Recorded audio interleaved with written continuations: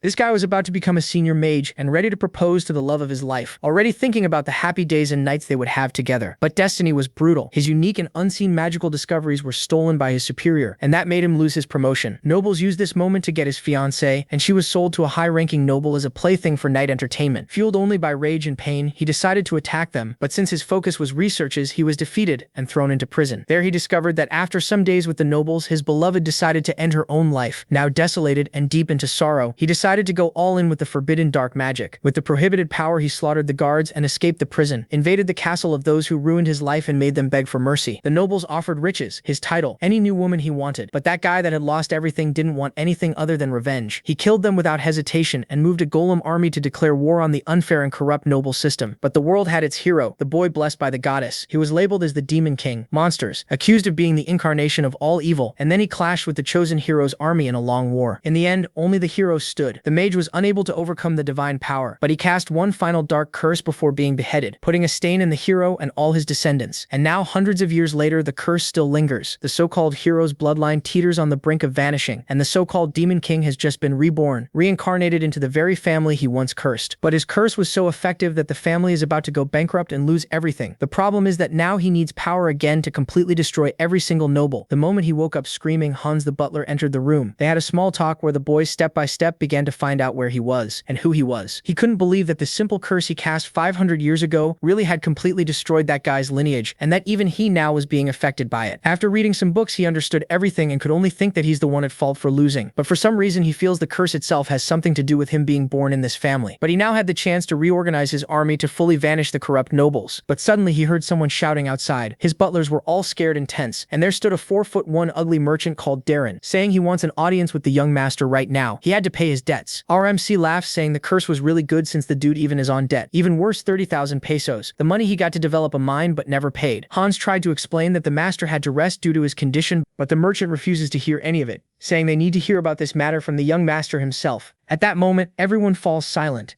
Then the man says that judging by their reactions, it seems they won't be able to pay it back right now. 30,000 pesos is no small amount, and because of that, he's going to make an offer. The only thing they have to do is hand over the giant in their house, which probably isn't even worth 30,000 since it's second-hand. That's why he says he's making a great offer. And at that very moment, the other soldier says that's impossible. They only have 3 giants in the entire house, so they wouldn't be able to defend the territory without one of them. Everyone keeps going with that annoying argument there. And the protagonist, watching everything from above, was just laughing, saying that idiot Liken should have seen this. Next, the merchant asks them to calm down, mentioning that personally he wants to take the giant and the entire mansion, but he doesn't want people to think they were the ones who took the great hero's house. And for that reason, he says he wants what he's pointing at. The furious soldier says he already told him he doesn't want the giant. But the merchant wasn't referring to that, but rather to the magic tower behind him. Everyone starts thinking about the proposal, since it's a better choice than the giant, as no one goes to that place anymore. That thing is practically useless now. And right then, the protagonist, looking at it, already more or less knew what was going on.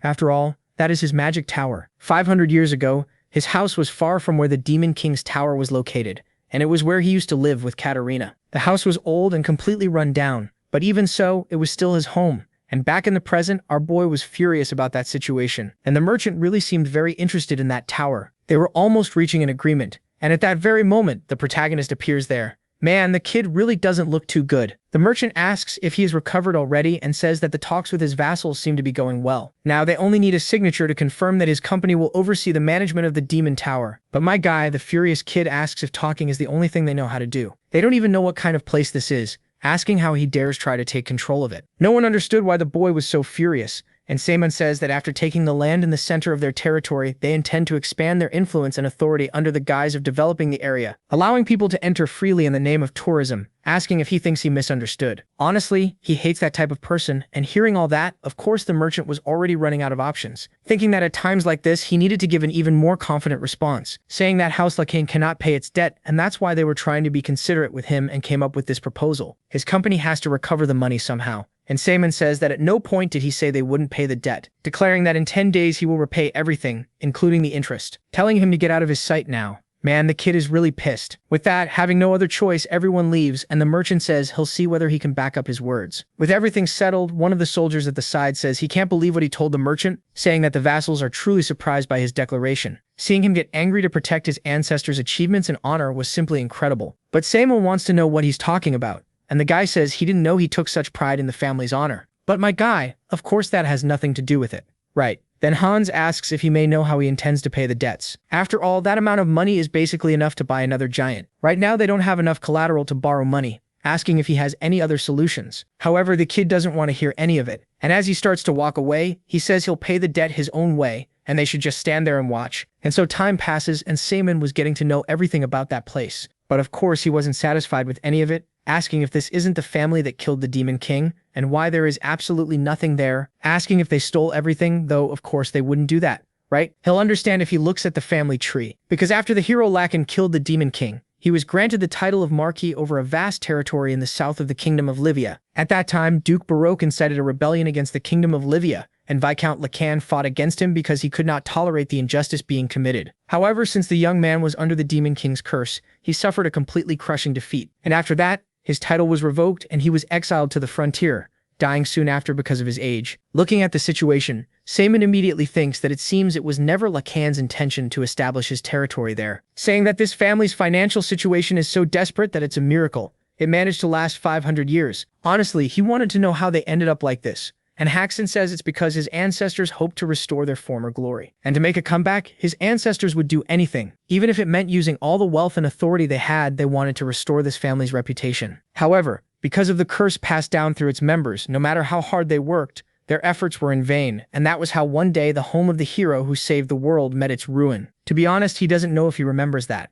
But the reason he lost consciousness for more than half a month because of the giant incident was because he was working to restore the family's reputation. He wanted to prove he had the qualities of a hero and pushed himself even harder. And hearing that, our boy just gets up from the chair, saying that in the current situation there isn't much they can do. The old man apologizes for everything, but surely there must be something they can do, and even if he has to give up his life, he'll find a way to gather the full amount to pay it back. However, Simon says there's no need for all that since he just thought of something. After all, they just need to pay the money back somehow, right? And man, of course, nothing good is going to come from this. And after a while, all the vassals were shocked. The brat had literally taken the statue of the hero Lacan. Hans was already losing his mind, thinking the statue had been there until yesterday, and asking where it could have gone. But that's not the most important thing right now, because he needs to find the Lord first. And at that very moment, a soldier appears saying there's a problem, because the Lord had left while security was vulnerable. Right away, Hans realizes what was going on, wondering what the Lord was planning to do. Meanwhile, the brat was hauling that statue on a cart. The carriage driver wanted to ask a question. Simon asks who he is, and the guy is surprised that he forgot. After all, his name is Phillips, and he serves him as his guardian knight, asking if he really intends to sell that statue. And the boy says yes, because it should bring in good money if they melt it down. The guy tries to say it was a very important statue, but of course Simon doesn't want to hear any of it, asking if those 5 centuries of history are going to feed him. The guy says he won't be able to pay off his debts just by selling that statue. However, Simon says that's only a small part of his plan. After all, he's going to use the money from the statue to gamble and win the 30,000. Wow, what an idiot. Hearing that, of course, the soldier is shocked, right? Asking what will happen if he ends up losing all the money. If he had known that was the plan, honestly, he wouldn't have gone with him. So they should go back now and beg forgiveness for everything that happened. But man, there's no turning back now. And Simon says that if he went back now, he'd have to explain why he left with the statue of the great predecessor. And if his reason was that he needed money to gamble, they definitely would never forgive him. Besides, he's sure he'd be permanently kicked out of the family if he went back now, right? They definitely wouldn't do anything to him since he's the lord of that place. But on the other hand, he'd be the only one cast out. Right then, man, of course the brat had already realized what had happened. And there's no other choice but to keep going, right? Simon tells him to think about what's best for him because he could end up becoming a penniless bum or even become a hero who would bring honor to that blessed house. Telling the poor guy to choose already, with no other choice, they'll have to keep going, and the soldier thinks he heard that his personality changed after he woke up from the coma. But this guy is basically the devil himself. And a little later, the two were near a boat, and after getting on it, finally they head toward their destination. Sometime later, in a port city, finally they manage to sell the damn statue. Looking around, Simon says this place has certainly changed, and the boy asks if he's been there before. He says only a little, although it wasn't like this before. After all, back then it wasn't a place they could easily access because of a monster, and it was basically a deserted island. Anyway, 500 years have already passed, and it was definitely a good idea to go there. And so, time passes, and the two walk through the city, getting to know everything around them. And man, it's finally time to gamble. I can already tell nothing good is going to come of this. Simon, without wasting any time, already wanted to go into the establishment, but the boy asks him to wait. He needs to get a little air first, asking if he knows any way to win every game. And the brat confidently says that when it comes to gambling, your attitude is what matters most. But a few minutes later, the brat gambling had basically lost everything, and the guy on the other side of the table asks if he's going to continue. Apparently he doesn't have any money left, so they should stop there, right? However, the protagonist had already made up his mind, ordering Phillips to bet the rest of the money. The guy gets nervous, but there was no other choice but to do it, right? And Simon, full of confidence, tells him to bet everything all at once. Phillips thinks the family was definitely doomed. And the guy on the other side of the table says he must be really nervous about their game. And Simon says that being anxious doesn't change the outcome. At that, the guy says that if that's the case, they should reveal their cards already. And completely confident in his hand, he already thinks he's won. But Simon asks him to wait, finally showing his hand. The man is shocked that he lost, and the protagonist, as casually as ever, says it was a good match. But my friend, the guy was not happy with the loss, saying that he probably used some kind of trick. And Simon says he knows very well that the people behind him are telling him all of his cards. Obviously, there was no way he wouldn't know that because all the nearby spectators are his subordinates. But the reason he kept falling for that trick was because he needed to touch literally every single card. Of course, he left a little mana in them, and that way he could control them with his marks. That's how he won. And then Simon tells him to admit his defeat already. But the opposite happened. And man, the guy sent a whole bunch of people after the kid, who says these idiots are still the same, even after 500 years. He doesn't have the same amount of mana as before now. But that's not a problem when facing them. At that very moment, a bunch of mercenaries charge at the protagonist, and Phillips, without wasting any time, draws his sword, asking how they dare turn against the sole heir of the Lacan family, which means he's probably prepared to risk his life. Right then, the guy wets his pants, saying he had made a grave mistake. But of course, it was already too late to apologize, right? Meanwhile, our boy was watching everything from afar, and a little later, they leave the place as casually as can be with a whole lot of money. And looking back, Simon thinks he thought that boy was only useful as a porter, but he's more talented than he expected. Anyway, the money they won today wasn't bad, but it'll be hard to use gambling houses after causing all that chaos. And changing the subject, he asks if there's any other place to make money besides betting houses. Philip says there's the Arena of Giants, because just like in the past, giants now fight each other in arenas. Depending on the fight, the amount of money earned can vary, but if he does well, he could make a fairly considerable amount. Simon becomes deep in thought, and the boy says to just trust him, because he used to be one of the best students at the Imperial Military Academy of Giants. So our hero agrees to go take a look at that place. But at that very moment, the two start hearing a noise from the other side of the street. Two soldiers were confronting a child, and Simon, watching the situation, thinks that although the world has changed, there are still things that never do. Some things decay and rot even more with time, but of course he's not going to let that happen so easily, right? And just as he was about to confront the soldiers at that very moment, someone else appears. The girl asks if they aren't the royal guard and whether they shouldn't be protecting the citizens, but instead they were doing the opposite, using violence against children. And looking at that girl, the protagonist is immediately surprised. After all, that woman looks extremely similar to his wife. Next, the soldier says that even if she were the princess, resisting would be useless. And she asks if he believes that locking people up like cattle in an environment unfit to live in was right. Those are innocent children who lost their nation and their family. And if they were guilty, she would be the first to be punished. After all, before being the princess of the kingdom of Volga, she is a refugee seeking asylum. The argument there keeps going. And Philip says the situation is getting ugly. And changing the subject, the protagonist asks if he knows who that woman is. He says she's quite famous in the kingdom of Volga, since she doesn't care about the noble's judgment. He doesn't know why, but he heard that their kingdom fell into ruin and never imagined he would see Princess Reina in a place like this. Hearing that name, Simon is surprised, thinking that no matter how much he looks, he definitely thinks that is Katerina, wondering if she had reincarnated like he did. But there's no way she could have the same appearance as before. At that, the girl starts helping the child, but then the soldier says he can't allow her to do that, otherwise they'll be punished. And seeing that situation, the protagonist immediately charges at the soldier. And while punching the guy, he thinks that even if time passes and the world changes, this trash will never disappear. At that, the girl says that's enough already. And then right away, the boy comes back to his senses. But the other soldier obviously wasn't going to let that slide. And Philip, stepping into the situation, asks if their imperial law is more important than a life. Right then, of course, the soldier had no other way out. And then the two of them leave, right? Without wasting any time, Saban, calling the girl Katerina, rushes over to her, asking if she was hurt. But of course, the poor girl didn't understand anything, asking who he is. Saban asks if she doesn't recognize him, but she tells him not to come any closer, asking what difference there is between him and the guards who were doing that to those children. More importantly, he seems to be mistaking her for someone else, stating that her name is not Katerina, but Rainia. At that very moment, Philip shows up to explain everything, and Saban remains there in silence, deep in thought, thinking about how he endured countless hours alone, even knowing she would never come back. But even so, he had made all that mess just because the two of them look alike. At that very moment, an old man appears asking what the princess was doing there. It can't be possible that she was fighting the guards again, and right after that, he asks who those people standing by her side were. The situation isn't very good, so I'd appreciate it if you didn't get too close to the princess.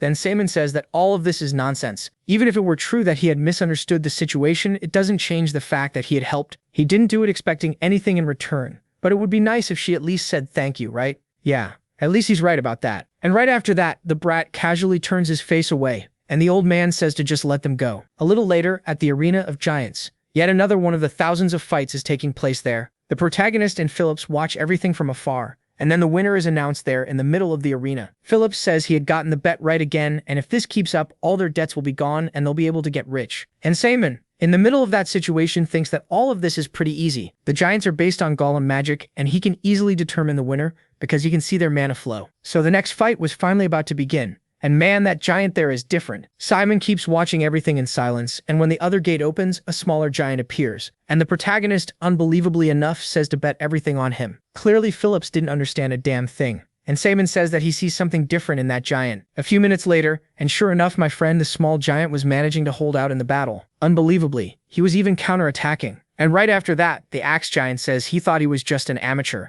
but now he sees he has some skills. But unfortunately, it's still not enough. Phillips, watching the battle from afar, thinks that giant was already going to lose, but Simon thinks the other giant has the advantage in terms of mana. So he wanted to know what they were thinking, because they weren't using any mana at all. The giant was already lying on the ground, and just as he was about to take a hit, he finally activates his mana. At that very moment, an explosion happens, and the giant simply vanished. The big monster had jumped, and summoning a magic circle fires a blast of flame at the other giant. He was finally in the lead, and shortly after, the victory was finally awarded to him. Phillips says he believed in him the whole time, and the protagonist, surprised, asks if they had actually used magic. There's no way that's possible. And Phillips says the person piloting that giant is named Karen and is probably a runic knight. It's not very common to see giants using magic, but they must be hiding their strength to raise the bets. However, to Simon that doesn't matter, because the theory behind using magic through weapons is something he developed on his own, and that method, no matter how much time has passed, cannot be replicated by anyone else. After all, it's a process that concludes with the use of dark magic. A little later, Simon was still at the Arena of Giants, and Phillips just wouldn't stop talking. Simon says he's busy thinking and that Phillips wasn't helping much, and on the other side, an old man says she can still change her mind, because there's no way she can go into a fight with a giant like that. Unbelievably, the one over there on the other side was Princess Reina, and the two of them just keep watching. The old man asks why she agreed to a duel like this, because she'll have to marry the count if she loses, and that's not a decision she can make lightly. But she says she made that choice carefully, because if she hadn't accepted, a lot of refugees would have been killed and gone hungry. In other words, to save everyone, this was the only way. The two keep arguing there, and the old man says that fighting with a giant that's falling apart obviously won't be enough to win. You want so badly to protect the refugees, but you don't value your own life. And right after that, Simon loses interest and says they should just leave already. And while walking through the place, he says she's definitely not Katarina, so there's no need to get involved in this, right? But then the old man says she's just selling herself. The count is a man who stops at nothing to get what he wants and has even threatened the refugees many times. Without the princess, the refugees will be helpless, and unless the mana stone is completely replaced, that giant won't even be operational. He should definitely listen to the old man. And she says she's aware of that, but even so, she can't give up, because if she loses without even trying, there won't be anyone left to defend the weak. And at that very moment, Simon cuts into the conversation, asking if he could take a look at the giant, mentioning that mana stone and the giant might still be usable. Right away, the old man tells him to stay away from the princess, because it all seems way too convenient, and they were probably assassins sent by the count. Hearing that, the protagonist was about to lose it, and Phillips says that he is the 15th descendant of the Lacan family. Even so, the old man was still suspicious, asking how they could trust them. But Princess Reina asks the old man to step aside, apologizing for their previous encounter. Apparently he heard the whole situation, and even though it's embarrassing to admit, they won't have many options. So she would like to ask a favor, and Simon immediately gets ready, saying he'll make sure to show a bit of his skills. Our boy finally gets inside the giant, and the redhead says that giants can't be repaired by just anyone. He'll probably just damage the giant even more. Right then, Philip shows up, asking if they want to make a bet. He'll bet 10,000 pesos that his young lord can easily fix the giant. The three of them stay there in that healthy argument. And soon after, Princess Reina asks if she could know something. And looking at the protagonist, she asks if a tool like that is used to repair giants. Right then, man, the protagonist cuts his hand and nobody understood a damn thing. The kid asks them to just keep watching and invoking his blessed magic. At that very moment, a magic circle appears on the armor. Then a flashback appears with Simon in his past, asking his golem if it had really fallen into a place like this. They are immortal beings that drag their enemies into a hell, ordering it to answer his call once more. At that same moment, all the golems immediately rise up, and returning to the present, man, that giant starts working again. Nobody could believe what had happened, and Reina thinks she can't believe he was able to revive a dead magic crystal. She has never heard of such magic existing in her life, and surely the whole world would be astonished by an event like this. The kid gets down from the giant as if it were nothing, and the redhead was still suspicious, saying it must be some kind of trick, or that he might even have used black magic. Hearing that, Phillips gets pissed and asks if he's implying that the sole heir of the Lacan family was using black magic. And with no other choice, our boy says he'll explain, because the truth is that this is an ultra-secret technique passed down by the Lacan family, preserved and hidden for nearly 500 years. Wow, he really went with that. The redhead asks, what kind of family of swordsmen has a secret magical technique? However, Reina says that isn't important right now, and even if it were black magic, he saved countless lives. She doesn't know how she'll be able to reward him for that, but she wants to thank him and also apologize for what happened last time. And with everything settled, the girl says he got hurt because of her, so he has to let her tend to his wounds. At least, the shameless protagonist says she can make herself comfortable, and at that very moment, another person appears saying he can't find a certain knight named Andre anywhere. Then the scene changes to another place, and a soldier says that now the princess doesn't have any knight she can use, and it seems they somehow managed to repair the giant. The blondie asks if he didn't say their giant couldn't be activated, and the poor guy there on the floor apologizes profusely. However, he made a serious mistake, saying that he is definitely fired. Then the blondie asks if there wasn't any other variable. After all, there can't be even the slightest chance that Princess Reina would not be completely his. And soon everyone will know what kind of person the Master of Monarchy is. The scene then shifts to the Arena of Giants, and the commentators were introducing the fight between Princess Reina and the Count. The guy's giant is literally absurd, completely armored up. However, on the other hand, the other giant simply still hadn't appeared. Everyone in the stands starts getting nervous, telling them to give their money back, and the Count, full of himself, already thinks he had won. At that very moment, a flashback appears with everyone nervous because they no longer had a pilot. They had been betrayed at a crucial moment like this, and soon after, Saman asks if she can't participate, she'll have to marry the Count. And if that's the case, he believes he could help her with that too. Reina asks how he could do that, and Phillips says it's not that he doesn't believe in him, but he surely hasn't forgotten what happened the last time he tried to operate a giant. However, the kid tells him not to worry, and returning to the present, the armored giant finally appears. The spoiled Count, furious, asks if he didn't say there were no more pilots on the princess's side, and the poor guy beside him says he was sure of it, which means she probably hired someone else. But he's sure that person doesn't realize the importance of this battle. It's almost unbelievable that someone so desperate exists that they would dare stand by the princess in his territory. And there in the stands, the old man and the princess are relieved that they arrived in time. At first glance, the difference in the giant's performance is enormous. But the opposing pilot is also the champion of lamer territory. However, Saman there at the side says everything will be fine. Wait, I thought he was going to pilot the giant. Then the protagonist says that although he normally seemed a little slow, that man is actually pretty skilled. Man, it's Phillips who's piloting. The battle was about to begin, and the crowd in the stands wanted to know if they were really going to go into battle with a giant like that. Everyone starts making fun of that heap of junk, and the giant on the other side says he'll applaud the fact that he didn't run away. However, he should be aware of what this match is worth, and he certainly has no intention of going easy. And without wasting any time, he charges at the other giant. In the middle of that situation, Phillips thinks that, as expected, his power really lives up to his size. But man, the kid managed to block the blow. Just saying. Just because he's big and strong doesn't mean he fights well. At that very moment, the golden giant tries to launch an attack, but Phillips manages to dodge, thinking that this is really dangerous. And meanwhile, the battle keeps going. The pilot on the other side seemed to be under some kind of stress. After all, Phillips just wouldn't stop dodging the attacks, right? The old man says they won't win if he keeps running forever, and Seber continues just silently observing, thinking that the boy has already faced a bunch of knights before, so there's no doubt that he's a good knight. However, he'll have to find a way to teach him better later, and still continuing to run. Phillips says that guy never gets tired. If that's the case, then there's no other way, right? And then, in desperation, he lands an attack on the golden giant, but it didn't have much effect, and it only made the guy even more nervous. He raises his weapon, and then the commentator says that this is the champion's blessed finishing move. Phillips just watches, and at that same instant, an explosion happens in the arena. And when the dust settles, the golden giant says that's unbelievable. After all, he managed to dodge his attack. Next, Phillips says he has no choice but to win since the protagonist is counting on him. And summoning his power, he says he'll make him regret for the rest of his life, making him show this now. The guy is at full power. And the pilot on the other side is surprised to see an aura like that at such a young age, and it seems he has finally found a worthy opponent. But then, man, the Count appears on his screen right away, and man, the guy didn't seem very happy, right, about dragging out a match like this. With no other choice, the guy will have to activate everything at once, and now the fight is going to get more serious. My man, the golden giant charges at him all at once, delivering his blow. But at that same instant, he is counterattacked. Of course, the guy couldn't believe that aura and speed, wondering if that was possible. But then he remembers that person who had disappeared 3 years ago,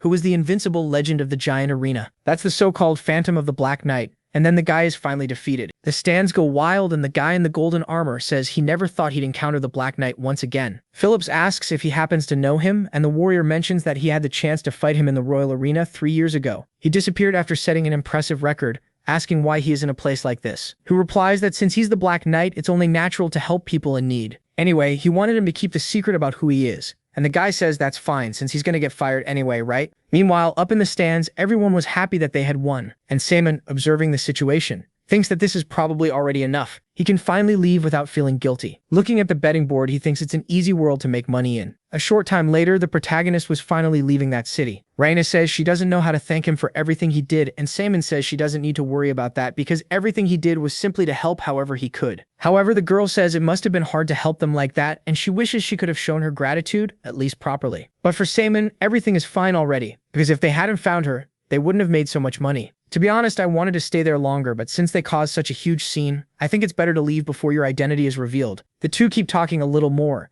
and Simon says he thinks it would be better for her to leave that area as soon as possible. Because if that guy is willing to do something like that, he definitely won't give up on her easily. He's probably planning his next moves, and then the old man says he's right and they need to leave, while Count Monarch has no reason to keep them there. At that, Simon says he understands that she's worried about the refugees, but even if she stays there, there's nothing she can do to help all of them. In other words, to have a better future. He thinks it would be wise for her to take a step back for now, and the girl, interrupting our hero, says she already knows that. This is hard, but even if it seems stubborn and ignorant right now, she can't just leave her people without someone to rely on. Even if it's only a little, she wants to do everything she can, and hearing that, Simon says he understands. The two say their goodbyes, and then, finally, they leave on the boat. However, there were extra people aboard, and Phillips asks why they brought those idiots along. Simon asks if they're supposedly going to use the giants without anyone to repair them, and Phillips questions whether the protagonist couldn't just repair them himself. The two keep arguing there, and some time later, they finally arrived at the Lacan estate. That merchant from earlier was inside the house, taking everything he could carry. He says he believed it when the protagonist said he would pay such a huge debt, but even so, he betrayed his people and ran away in the middle of the night. At that very moment, Phillips appears and introducing himself.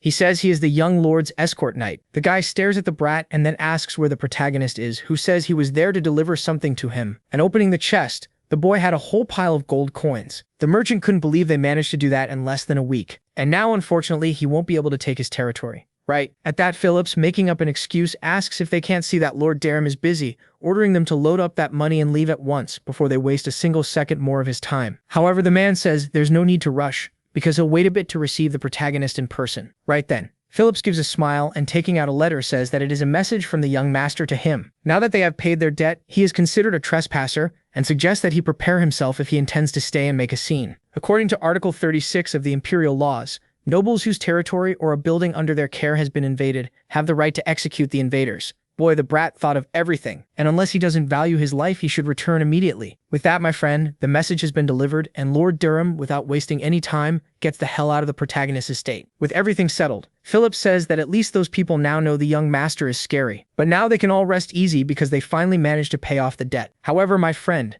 the opposite was happening, and everyone rushes at Phillips wanting to know where Master Lacan's blessed statue was. The soldier asks where the young master is, and it can't be possible that something happened to him. The brat tries to say something, but then everyone interrupts him. The scene then shifts to another place, specifically to the Demon King's tower. Our boy was entering that place, and looking around, he realizes it's a complete mess. Obviously, they weren't going to take care of this place, right? And turning on the lights, he says he should at least be grateful it's still standing after 500 years. He looks at the stairs and then remembers his best moments by his wife's side, thinking that this is the last place filled with memories of her. No matter what happens, he will definitely protect this place. That is the only thing that matters. And leaning against a wall, he says he hopes that thing still works. At that very moment, a bunch of lights appear, and then a huge door opens. The brat is happy that everything is working normally, and looking at the situation, he wonders if he should then take what is rightfully his. The best way to fight a curse is to have mana stronger than the curse itself. He had heard that advice a long time ago, but at the moment it is the only solution he has, and using his mana he opens that door,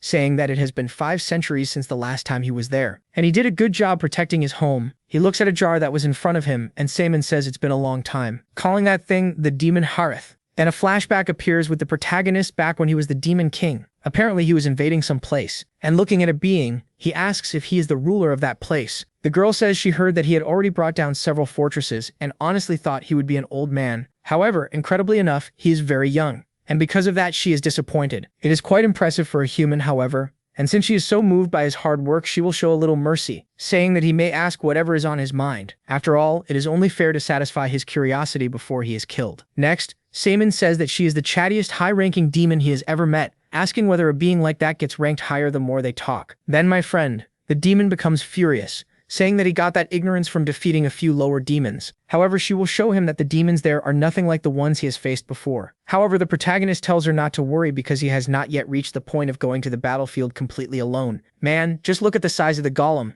The girl is surprised, and right after that, at that very instant, the battle begins in the middle of that hall. The fight goes all out, and the two of them just keep watching. They stare each other down, and then finally, they go at each other one-on-one. And shortly after victory is finally given to the protagonist, the girl asks what he intends to do after converting her into demonic energy, or if by any chance he was planning to change the world. However, Samon says she does not need to know anything, but either way she will be reborn as demonic energy. Then the scene finally returns to the present, with Samon thinking that the process of bringing down that woman was much harder than any other. If you absorb powerful demonic energy the wrong way, many bad things can happen. He personally witnessed people turning into horrifying creatures because of it. He could not absorb it back then because of the high risk, but when he learned the correct method to absorb demonic energy safely, he had already reached the 9th circle and no longer needed it. And honestly, he did not expect to have to use it now, 5 centuries later. And after swallowing that stone, the kid starts feeling the effect immediately. And at that very instant, he seems to have some kind of hallucination. Looking around, our boy thinks this is probably the so-called realm of the mind.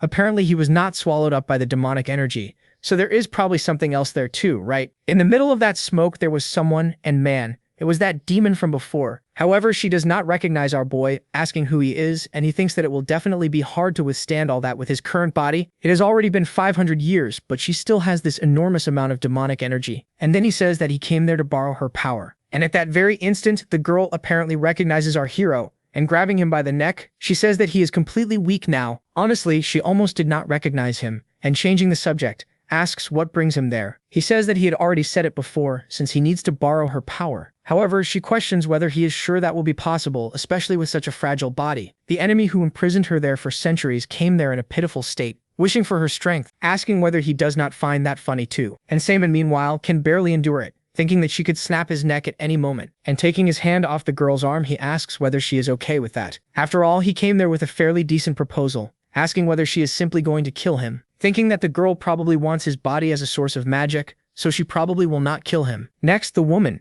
incredibly enough, lets go of the boy, saying that she will at least acknowledge his courage, asking whether he thinks he will be able to withstand her power, even with his circle destroyed. Samon says that if he cannot, she can simply take over his body and there are no disadvantages for her, since she was trapped there for centuries. And accepting the offer, the girl casts her magic on the protagonist, saying that she will toy with him because of the time she was trapped there, and that he should at least be able to endure this. Watching the situation, Samon wonders whether that is the so-called mind control, but the poor guy has no time to think. And the demon asks where all his pride went. Bluffing is the only thing he can do, asking whether she thinks he has the same mana and magic circle he had in the past. However, the kid says that even without power, with his circle destroyed, he would never become a victim of mind control. At that very instant, our hero disappears, and man, the one who was the victim now was the girl. She was about to be consumed by Samon, but at the same time, the magic is undone. The girl says that she already knew that would happen from the start, but it is still impressive that he really reached the 9th circle. Samon asks whether he has to show anything else, but she says she simply meant that even though he reached that level, it seems he was unable to change this world. However, he says that it is not over yet because somehow he will manage to complete that goal. Hearing that, the girl smiles, asking whether he will be able to reach the 9th circle once again,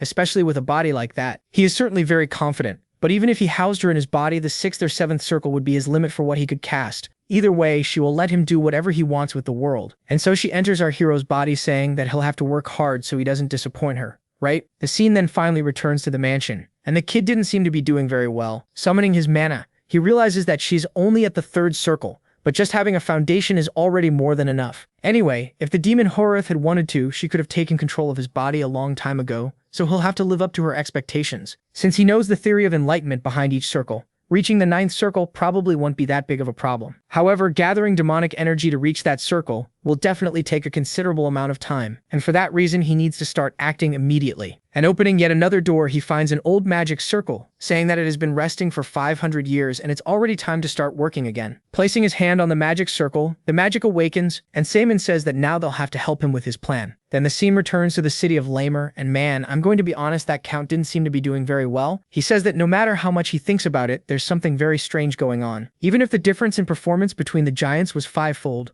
Losing like that was unacceptable. He was probably working with Reina in secret, but of course the guy says he would never do that and swore loyalty to him a long time ago. However, that isn't enough to convince the Count, asking if that's all he has to say. And having no other choice, the young man says he knows something about the pilot of the other giant. 3 years ago, he faced him in the Imperial Arena of the Giants, and he was a knight famous for never being defeated. They left not long after that, so probably no one knows his identity. Then he says, "All right, I get it," and heads on. With everything explained, the Count says he thinks he has nothing else useful to say, and the guy slashes the poor bastard with his knife. Next, the guy with glasses says that Princess Reina remained in the city of Lamer, and it seems that the reason she's staying is because of the refugees. Hearing that, the man orders him to keep an eye on the girl's whereabouts, and besides that, he has to investigate the pilot who was controlling that giant from earlier. More specifically, find out immediately where he lives. After all, he's going to personally see what that man is made of. For a long time, the Laken family has prospered because of the nearby river and the fertile land. However, most have already left, leaving many houses abandoned. There are already 3 villages on the verge of becoming ghost towns, asking what he thinks about this problem. The protagonist simply tied up one of his subordinates, who asks why he's doing this,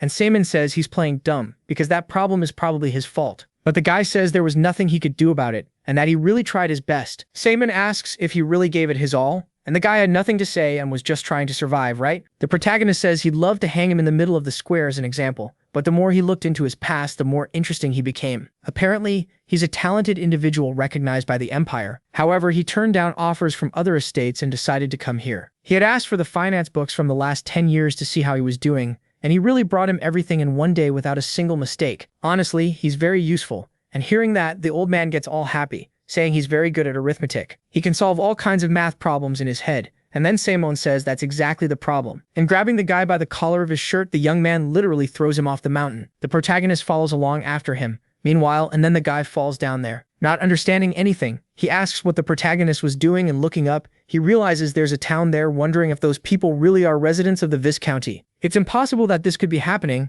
because there shouldn't be a single slum like this. Seven in turn asks what it's like to see the village with his own eyes and says you can't reduce human life to numbers alone. He needs to spend time with them and find out for himself what's happening in the Viscounty. And if he can't find the cause, then he won't be working for them anymore. The guy asks if he's going to fire him, and Seven asks if he wants to give up now. And right then, my friend, the guy immediately goes to meet the residents. And Simon thinks it's fine just watching the Lycan house there, but there's a better time for that. After all, before anything else, he needs to improve this place so that he can increase his circle. The scene then shifts elsewhere, with the others unable to believe that the protagonist paid off all the debts just by gambling. Philip simply confirms that it was true, and the others say the family's image will fall if people find out about this, asking why Phillips didn't stop him. Then one of the soldiers calls out to Phillips, asking if our hero's identity wasn't revealed. He says of course not. After all, he's not that stupid, right? However, then he remembers that he revealed the protagonist's name at that moment, and man, honestly, nothing good is going to come for the poor guy now, huh? He says he ended up being way too stupid. However, he had not revealed his identity during the games. The butler says that even so, it is only a matter of time until everyone knows, and considering the Count's intelligence, all the news will reach him. And it is possible that they might even start some kind of war.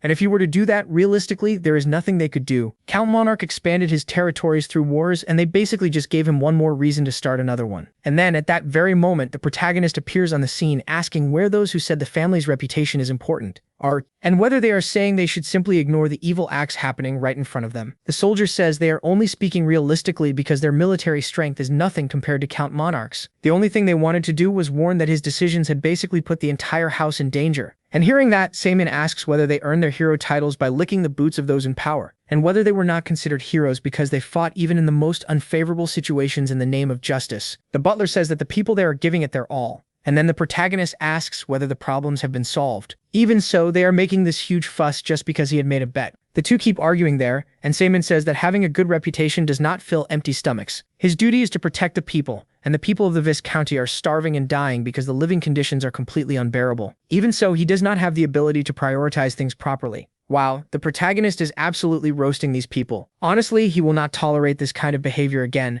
and surely everything will change from now on. If you believe his orders are wrong, you may leave whenever you want, and those who cannot follow his orders will be dismissed. Approaching Phillips, he says that the boy did very well and is as skilled as the captain. Hearing that, the kid is surprised, and Simon says he thinks it is only fair that someone so skilled should be the captain of the Knights, asking what Rogers thinks, who says that whoever wins the duel will be appointed captain of the Knights. At once, Phillips becomes desperate, saying that this is his uncle, the one who taught him how to use a sword. However, the guy, unbelievably enough, accepts, saying that until now he had never had the chance to prove his skills. Saemin says he hopes he is as good as he thinks he is. And a short while later, the two were finally about to begin their duel. Philip says he will do his best, and the two draw their swords. The duel finally begins. Saemin thinks that it seems Phillips is a little nervous, assuming Rogers might actually be quite powerful. At that moment, the kid summons his aura, charging at Rogers. However, the man easily blocks it, saying that it seems his skills have improved. Philip says that things are different now, and at that very moment, charges once again toward his uncle. He keeps circling his target, and the soldier says that it seems he is not messing around. After appearing behind the man, he says that then the young lord praised him for good reason. However, to become a blade that protects the family, he needs to train much more. The guy literally threw him to the ground. With that, Phillips was easily defeated and is thrown away. Even so, the boy still did not give up, but at that very moment, Rogers places his sword at the boy's neck, saying that the fight has definitely come to an end. Having no other choice, the boy had to surrender.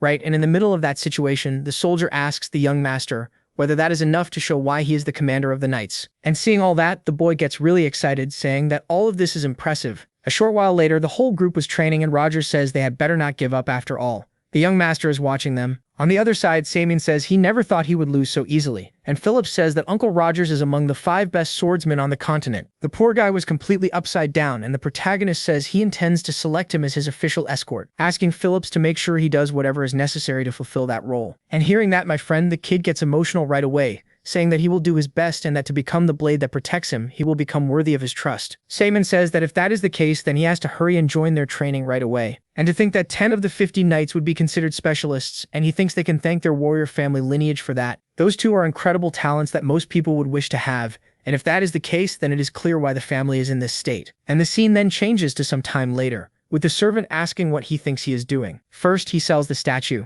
and now he is selling all the family's treasures, asking whether he intends to throw away the honor and name of his group. And Saemin says that if it gives him money, then he intends to do it. However, of course, the servant was not going to accept this time, asking why he is doing all of that. The guy really was not taking it well, and the protagonist merely watches in silence, saying that the warrior of Lacan died 500 years ago, which means those treasures will not help them at all now, asking him to think a little. It is because of these old principles, doing everything in the name of the Lacan warrior's honor, that the family has ended up in its current state. It was because of vassals like them that the family name fell into ruin. But my friend, the old man says that's impossible, because if it weren't for the Demon King's curse, none of this would have happened. And Simon says that attitude is another problem, because they praise their predecessors for their prosperity, and then blame the Demon King for their downfall. Anyway, he intends to become someone greater than the warrior of Lacan. So, if you intend to remain bound by your family's old principles, he'll erase him from your group's history. The kid isn't messing around. Shortly after, the servants ask if Hens was alright. He says he remembers the time he held the protagonist in his arms while reading him a book, and honestly, he can't believe how much he has changed. The way he constantly visited the Demon King's castle had no explanation,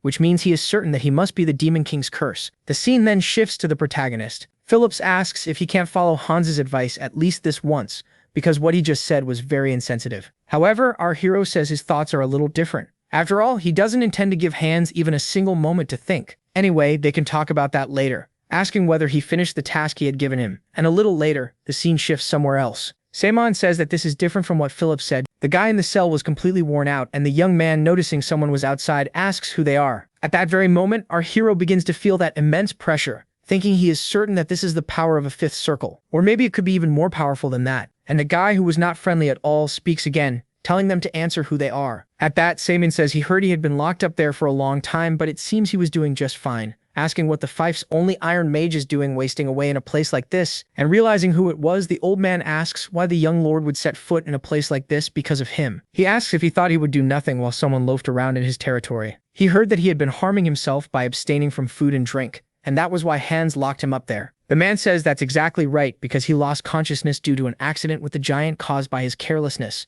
and he wants nothing more than to waste away in that place. But Saemin questions whether he really believes his life is worth that much, and besides, it has already been confirmed that the accident with the giant was not his fault. However, the old man says that if only he had examined it more carefully, it probably would not have happened. All of this was his fault, asking to be punished severely. But my friend, the protagonist, was already getting pissed off at that situation, thinking that he understood the man was unbelievably loyal, but this was going way too far, saying that since that's what he wants, he'll do as he wishes, telling Phillips to bring his sword at once. The boy didn't understand a damn thing, and the old man seemed to have already accepted his fate, and Saemin says that since he begged for it, he'll give him a proper punishment. He raises his sword and then breaks the young man's chains. The guy didn't understand a damn thing, asking what this means. He says he would profit much more by using him. After all, he can't stand taking losses, right? Anyway, he is planning to make him work until the end of his life. And telling Phillips to throw that sack on the floor, a pile of gold coins appears. The protagonist says it's not much, but there are around 70,000 pesos there, telling him to use that money and prepare to build the magic tower. He can buy whatever grimoires he needs,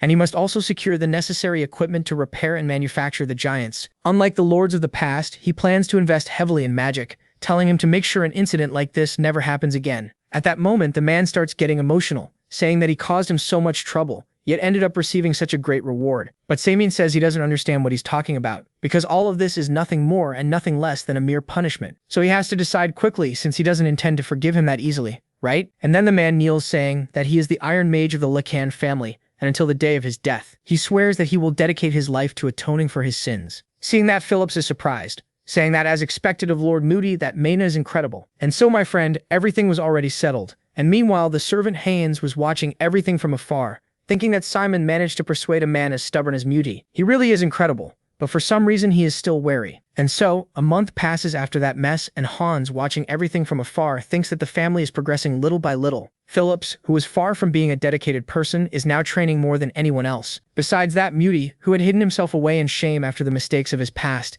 is now taking the initiative in training recruits. At that very moment, another person appears, saying it's been a very long time. Man, that little guy from before came back, and Hans, surprised, asks where he had been all this time. He says it's a very long story, but he thinks it would be better to explain while showing him. And when they return to that same beat-up little town from before, man, it almost looked like a completely different place. Unlike before, anyone can now sell their products freely. This was decided together with all the residents there. On top of that, they're even discussing together how to improve the fief, and the old inefficient traditions are being abolished, asking Hans whether he doesn't think the fief should have been like this from the start. At that point, there was no other way, and the butler thinks he has no choice but to agree. However, he cannot deny that everything happening now goes against 500 years of the Lacan family's policies. A little later, the captain of the knights says he had the same concerns Hans has now. However, he left all that behind since the protagonist proved himself through results, and because of that, he has nothing more to say. And as he gets up to leave, he asks whether he doesn't think it's his duty to place all his trust in the young lord. The guy finally leaves the room, and the servant remains deep in thought, mentioning that in such a short period of time, everyone has already been won over. Then a week passes, and the servant says he organized all the documents he had asked for. Besides that, he will take care of the office matter tomorrow, and if anything else comes up, he can let him know. Meanwhile, a bunch of water was dripping from the ceiling, and Hans says he could fix that himself. However, Simon tells him to focus on his priorities,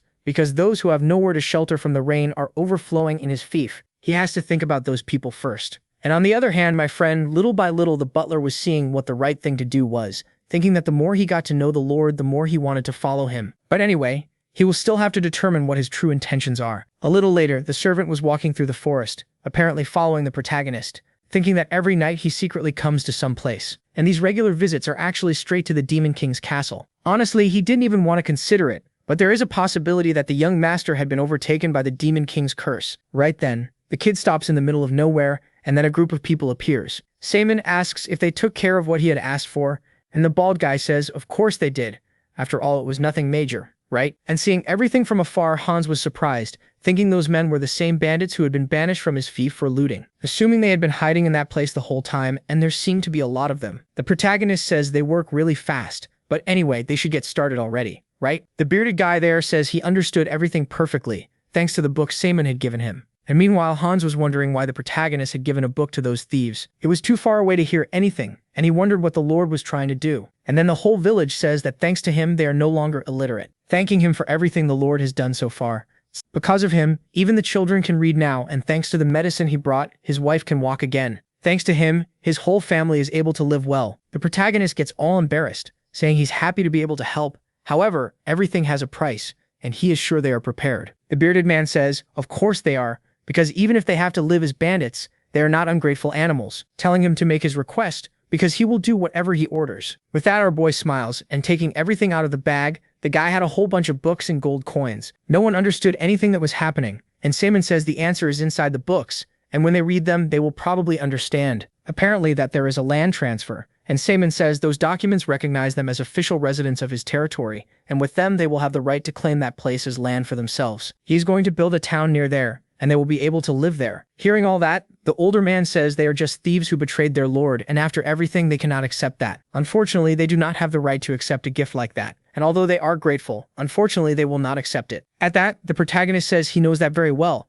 After all, even if they had no choice, looting is a very serious crime. However, the fact that the Lacan family forced them to do it is another crime he cannot forgive. Although they stole from others, he honestly believes they still have a chance to atone for their crimes. Anyway, that money is only half a year's pay, and from now on they will become his mercenaries. What is this? Is the guy trying to form a village gang? This will be their path to atoning for their sins, and it is the future that he could at least offer them. However, the path they will walk until that future depends only on them, and for that reason, he will continue trusting his group. With that, my friend, there was no other way. And so, the entire village swears loyalty to our hero. And seeing everything from afar, Hans thinks that bandits inside the territory were considered targets for subjugation. At least that was the rule of the Lacan family in the past. The scene then shifts to another place, with Philip saying they have already spent almost all the money they brought from Lamer, asking what they should do now, and Simon tells him to just shut up, asking if he brought the records on the development of the mines. As for that, there are only records of failed attempts, and although they tried searching their territory, there was not a single sign of a mine anywhere. At that, Simon asks why they went into debt over something with so little chance of success, and the boy says it was because that was their only option at the time. Basically, they were in terrible shape because of some unfortunate events that happened in a short period of time. And after looking at the situation, Simon realizes things were bad, and it is basically impossible to maintain the territory like this. However, there is something strange, because there should be at least one mine, asking why there are no records in that place. Philip says that is the Rokia mountain range,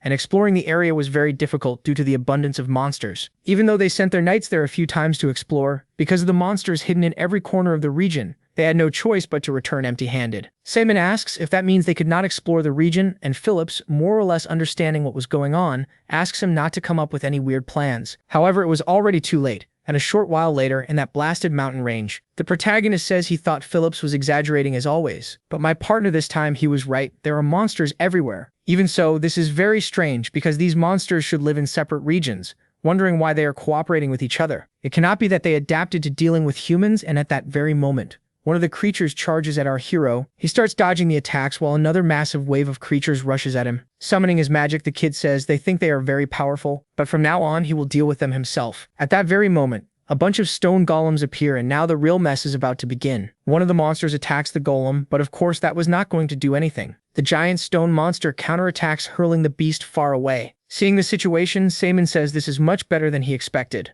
And as time passes, the golems keep defeating more and more of the creatures that were in the forest. Even so, those things keep appearing, and he understands why the knights have failed until now. Dealing with all that is definitely difficult, but obviously it is not impossible. At that very moment, another monster appears, and judging by its aura, it is probably the leader. With no other choice, the protagonist will have to join the fight himself, and advancing toward the monster, he says he really does not have much time to spare. He places his hand on the orc's head, trying to use some kind of brainwashing. Apparently it worked, and a few minutes later, that big beast was under the protagonist's command too. Now the tables have completely turned, and with no other choice, the monsters finally stop attacking him, and the boy, full of confidence, says he will not hurt anyone as long as they take him to their leader. A few minutes later, Salem, releasing one of the goblins, says he has a question to ask. He had heard there is a place where dwarves come and go, asking if anyone knows anything about it, but all the monsters remain silent. And Simon thinks he expected that, of course. However, right then, one of the monsters tells him not to worry, and kneeling down says he will guide him to that place. So after some time passes, the kid is standing in front of a pile of rocks. The boy asks if this is the entrance,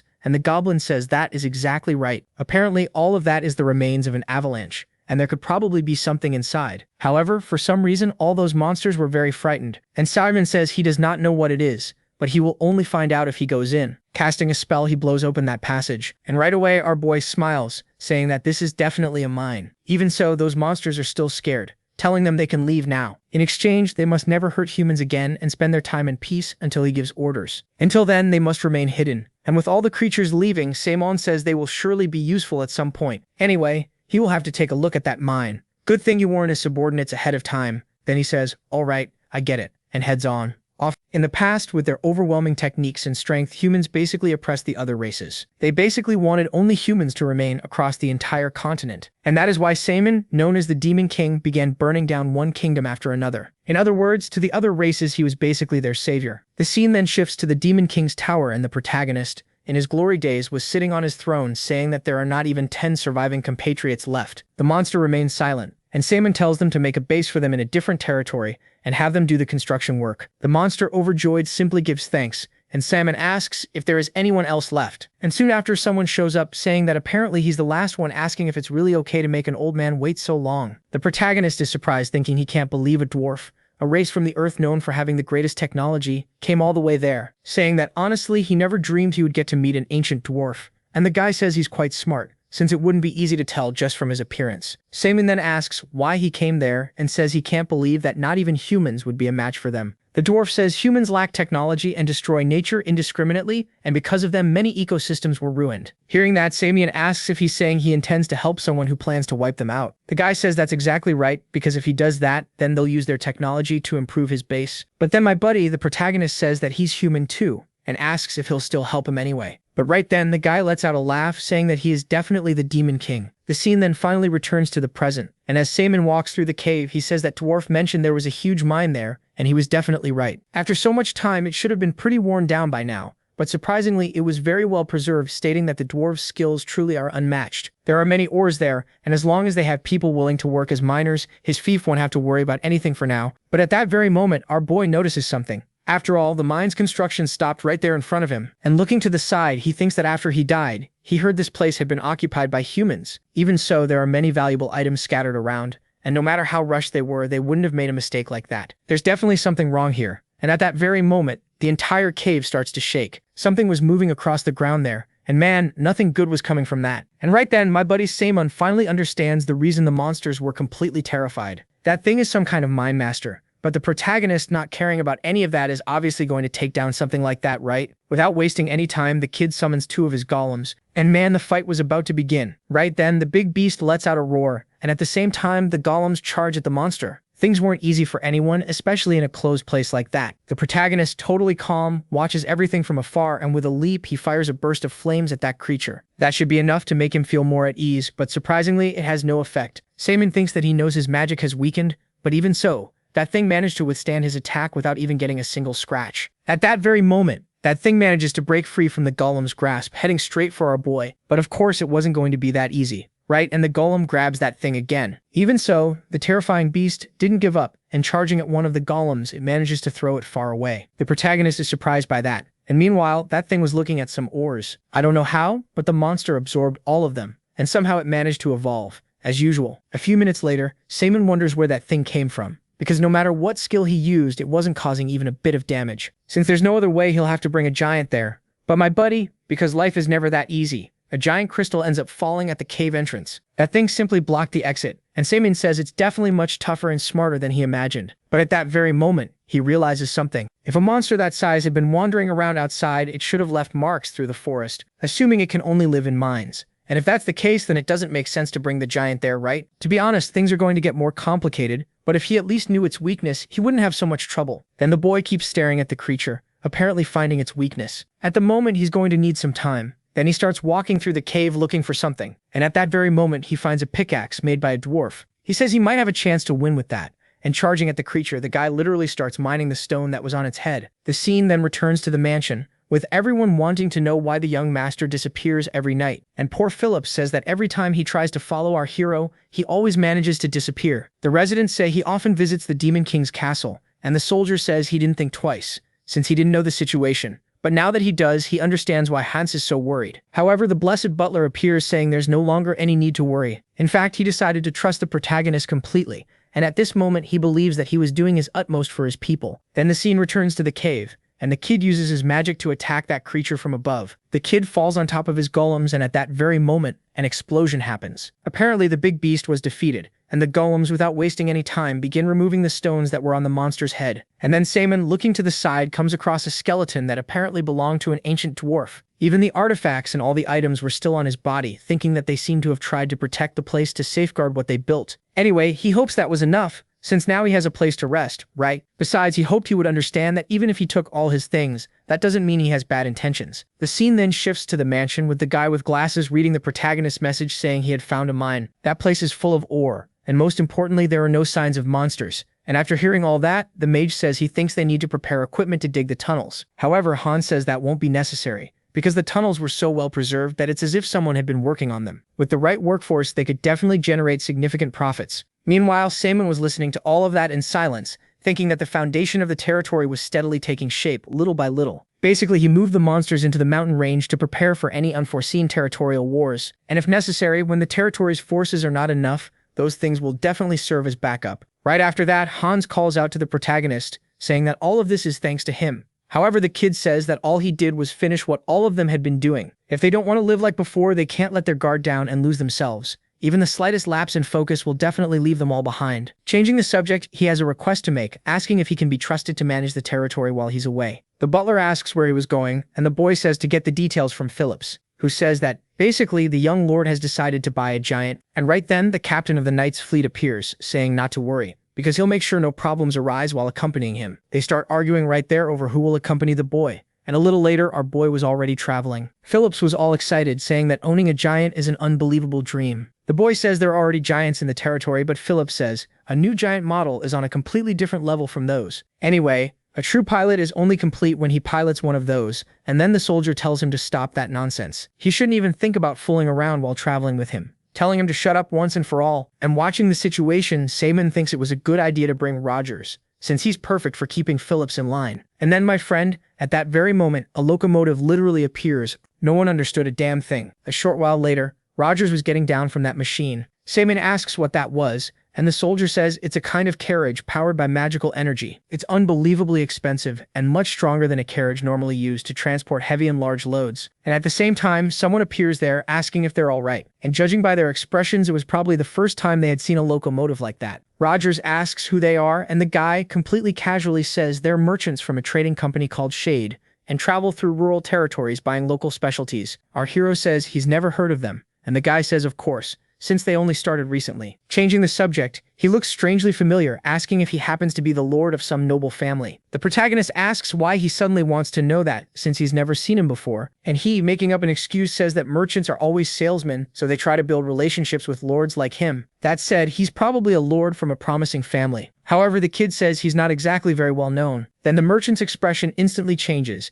and he says he's gotten so used to sales talk that maybe he was too direct. And Samon, ignoring the guy, says they're very busy, so they'll continue on their way. Everyone leaves as if nothing happened, and the guy kept staring at a piece of paper, saying that he thought he'd have to go all the way to the Lacan family's estate to find him, but never imagined he'd run into him there. And on that list, man, I can tell this won't end well. Our boy is the only one without an X. The scene then shifts to another place, and Phillips says the people they met earlier even seemed like mercenaries. Rogers says he thought so too, and there's no way a group of merchants who just started would have something like that. More specifically, that man is very suspicious, and the people behind him didn't look like merchants either. Our boy just listens to the conversation in silence, thinking that isn't all, because there was something loaded on that machine that had a faint flow of mana. He seems to know what was inside, and at that very moment, someone starts walking toward them. Right away, the soldiers start getting alert, and you already know, my friend. It was that merchant from earlier who, acting completely calm, says it's a coincidence to have run into them again. Simon says he seemed to be heading in the opposite direction from them, so he wants to know why he's there. He says he had some unfinished business to take care of, and on the way back, they ended up seeing the light from this campfire, asking if they could join them. Our hero, unbelievably enough, accepts the proposal, asking if it's all fine with the others too. And deeper into the forest, the guy literally had a bunch of assassins. Then the merchant says he underestimated him as a rookie, but he's still the lord of a territory after all. He's definitely very perceptive, and at that very moment, all the assassins appear. The guy says he holds no personal grudge, but this is still his job, ordering the assassins to finish off every last one of them. Phillips tells the protagonist to stay close to them, and observing the situation, Salmon thinks he has a lot of enemies, and this is far too big to be just a mere assassination. Besides, their skills are no joke, because they're even managing to hold their own in battle while fighting Phillips and Rogers. And if this turns into a prolonged fight, they'll definitely be at a disadvantage. At that very moment, an assassin was about to strike the protagonist, but of course Rogers wasn't going to allow that. Even so, the assassin managed to block his blow, and the soldier asks if our hero was okay. He thinks these guys aren't mere assassins or bandits, and that, without a doubt, every one of them is a highly trained knight. The fake merchant continues to observe the situation, and raising his hand instantly, a shadow appears above the two soldiers. Man, a massive giant appears, and the merchant says it would be wise for them to surrender now. Right away, Simon thinks that was the energy he had sensed before, and having no other choice, he tells Phillips and Rogers to close their eyes immediately. The two do as the boy asked, and right after that, the kid unleashes his dark magic. After delivering the blow, a huge explosion erupts there, and nobody can see anything. Then an opportunity appears for the group to escape, and of course they were going to take it. The merchant, still affected, tells everyone to pull themselves together, and one of the assassins says they were never told the target could use magic. The scene then shifts to the group that had already escaped, Everyone was surprised that the protagonist had managed to handle everything in a situation like that. Who would have thought he had so much talent for magic? And Phillips says that he is, without a doubt, a one-of-a-kind knight. But the kid doesn't want to hear it, saying that if they have the energy to keep yapping, they need to run faster. Thinking it was lucky they had camped in the forest, because if it had been out on the plains, they definitely would have already been caught. Since it's nighttime, it'll be hard for them to track them, so they need to put as much distance as possible between them right now. But my friend, that didn't last long. And right then, the gang of assassins appears. They manage to catch up to our protagonist, who is surprised to be getting overtaken like this. But Rogers tells him to keep running, and Phillips says these guys don't even have half the numbers they had before. The protagonist asks if they'll be okay, and the kid tells him to trust them, because they haven't even shown their true abilities yet. And with that settled, there was no other choice,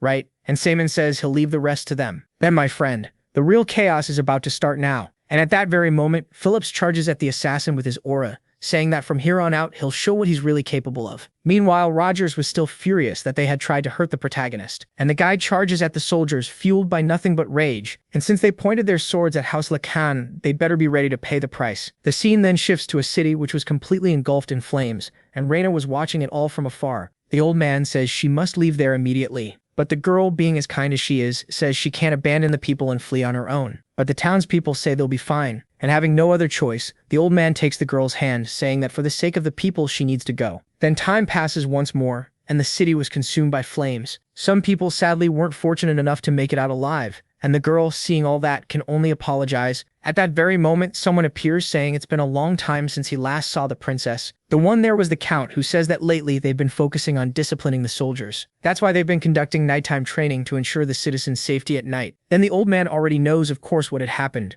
But there's nothing he can do about it, right? The Count says he had already told the princess before, saying that the one making things difficult for her people is, in fact, her. Either way, she'll live in despair and regret for the rest of her life. Man, this guy is a piece of shit. And hearing all that, the girl thinks that she definitely would never forgive him. Thus, the scene returns to the forest, with Simon realizing that no one is following him anymore, and he still doesn't know who is behind the enemy. And they even have the power to mobilize a giant. In any case, he may have to return to the territory and prepare for war. But at that very moment, our boy notices something. And in front of him, there were two giants, along with a considerable number of assassins. The merchant says he underestimated him, asking if they should consider this a draw. But who would have thought the heir of a hero's family would resort to such insignificant magic? The protagonist asks if he didn't like his magic. But even if that were the case, going this far just to capture a mere teenager was kind of insane. Hearing that, the merchant merely smiles, saying that it's interesting to give it your all, even when hunting a rabbit. And hearing that, the protagonist immediately starts laughing, saying that they separated him from his escort knights and thought they had still cornered him. Hearing that, the guy is surprised, wondering if Simon was still so calm even in a situation like this,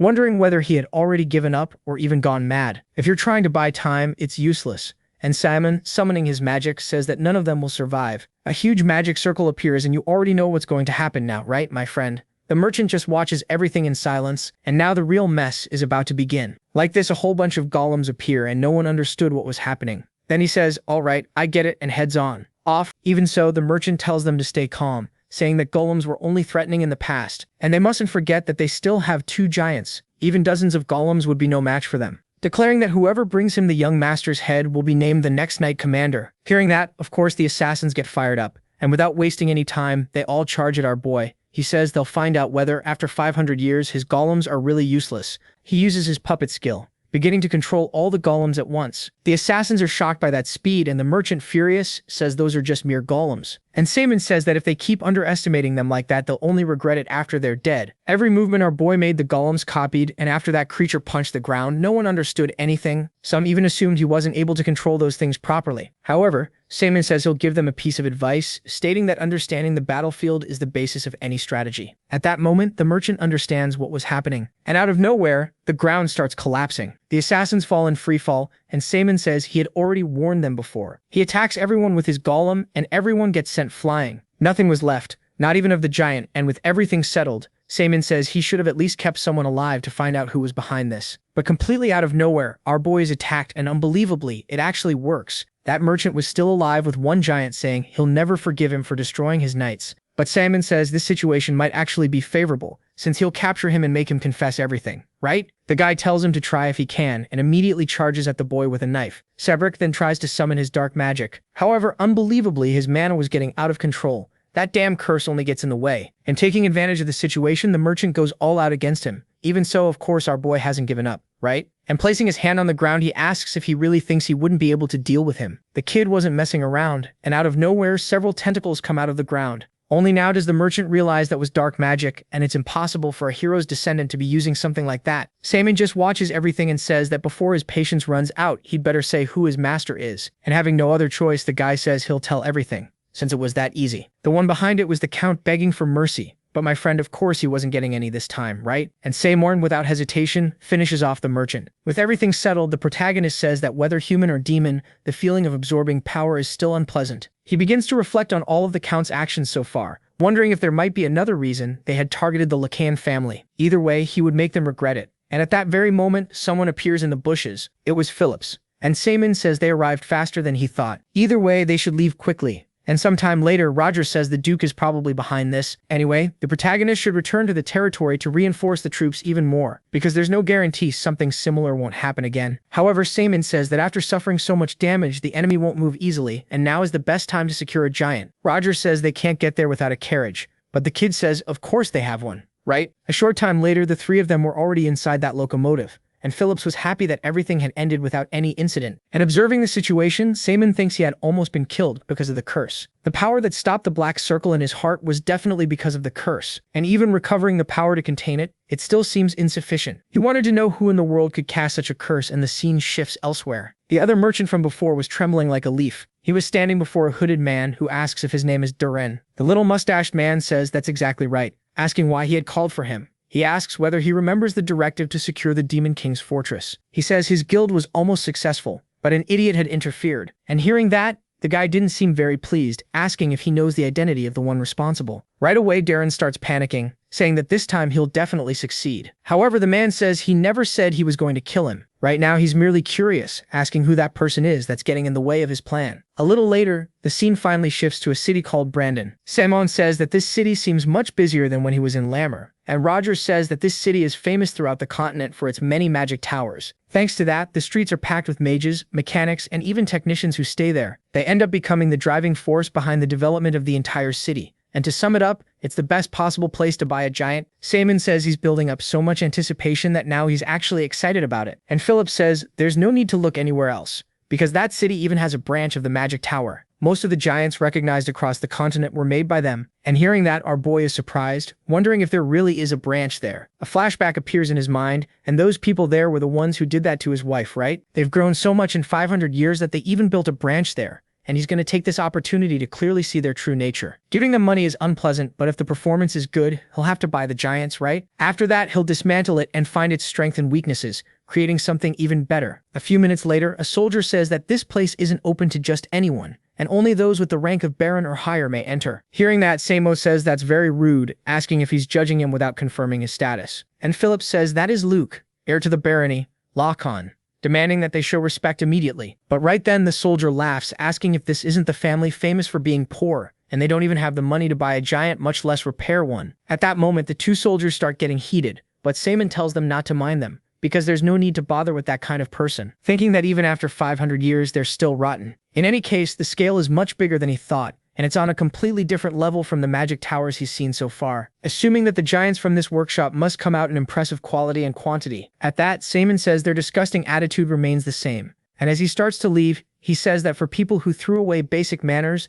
there's no need at all for him to spend money there. A little while later, Rogers was furious, apologizing for his lack of commitment. Saman says that if the guards are like that, the inside of the tower must be much worse, and for now they should look for another magic tower, thinking that he'll let it slide for now since buying a giant is the priority. However, my friend, once everything is done, he'll make sure to get proper revenge. The scene then shifts elsewhere, with Rogers saying that this is one of the top 10 magic towers, and he heard that no other place can match its production speed. Our boy keeps analyzing those giants, and soon after, the attendant appears, asking what brings them to the magic tower. His name is Garrett, asking if they're looking for any giant in particular. The protagonist says he's looking for one in the 30,000 peso range, and then the guy hands the protagonist a huge book. He thinks the guidance and explanations are detailed and incredibly well organized. Above all, even the service was impressive, and unlike the Veritas Tower, they don't judge by appearance or status and even seem to care about their customers. Apparently, not all 10 magic towers are complete trash, and if the performance is good, he'll definitely buy here. right? Meanwhile, on the other side, a customer was nervous because the magic tower couldn't repair his giant. When he bought it there, he had clearly received one with a durability defect, and as soon as the giant struck something, it crumpled like an old can. And hearing that, our hero immediately changes his mind, saying they don't need to waste any more time there. Yeah,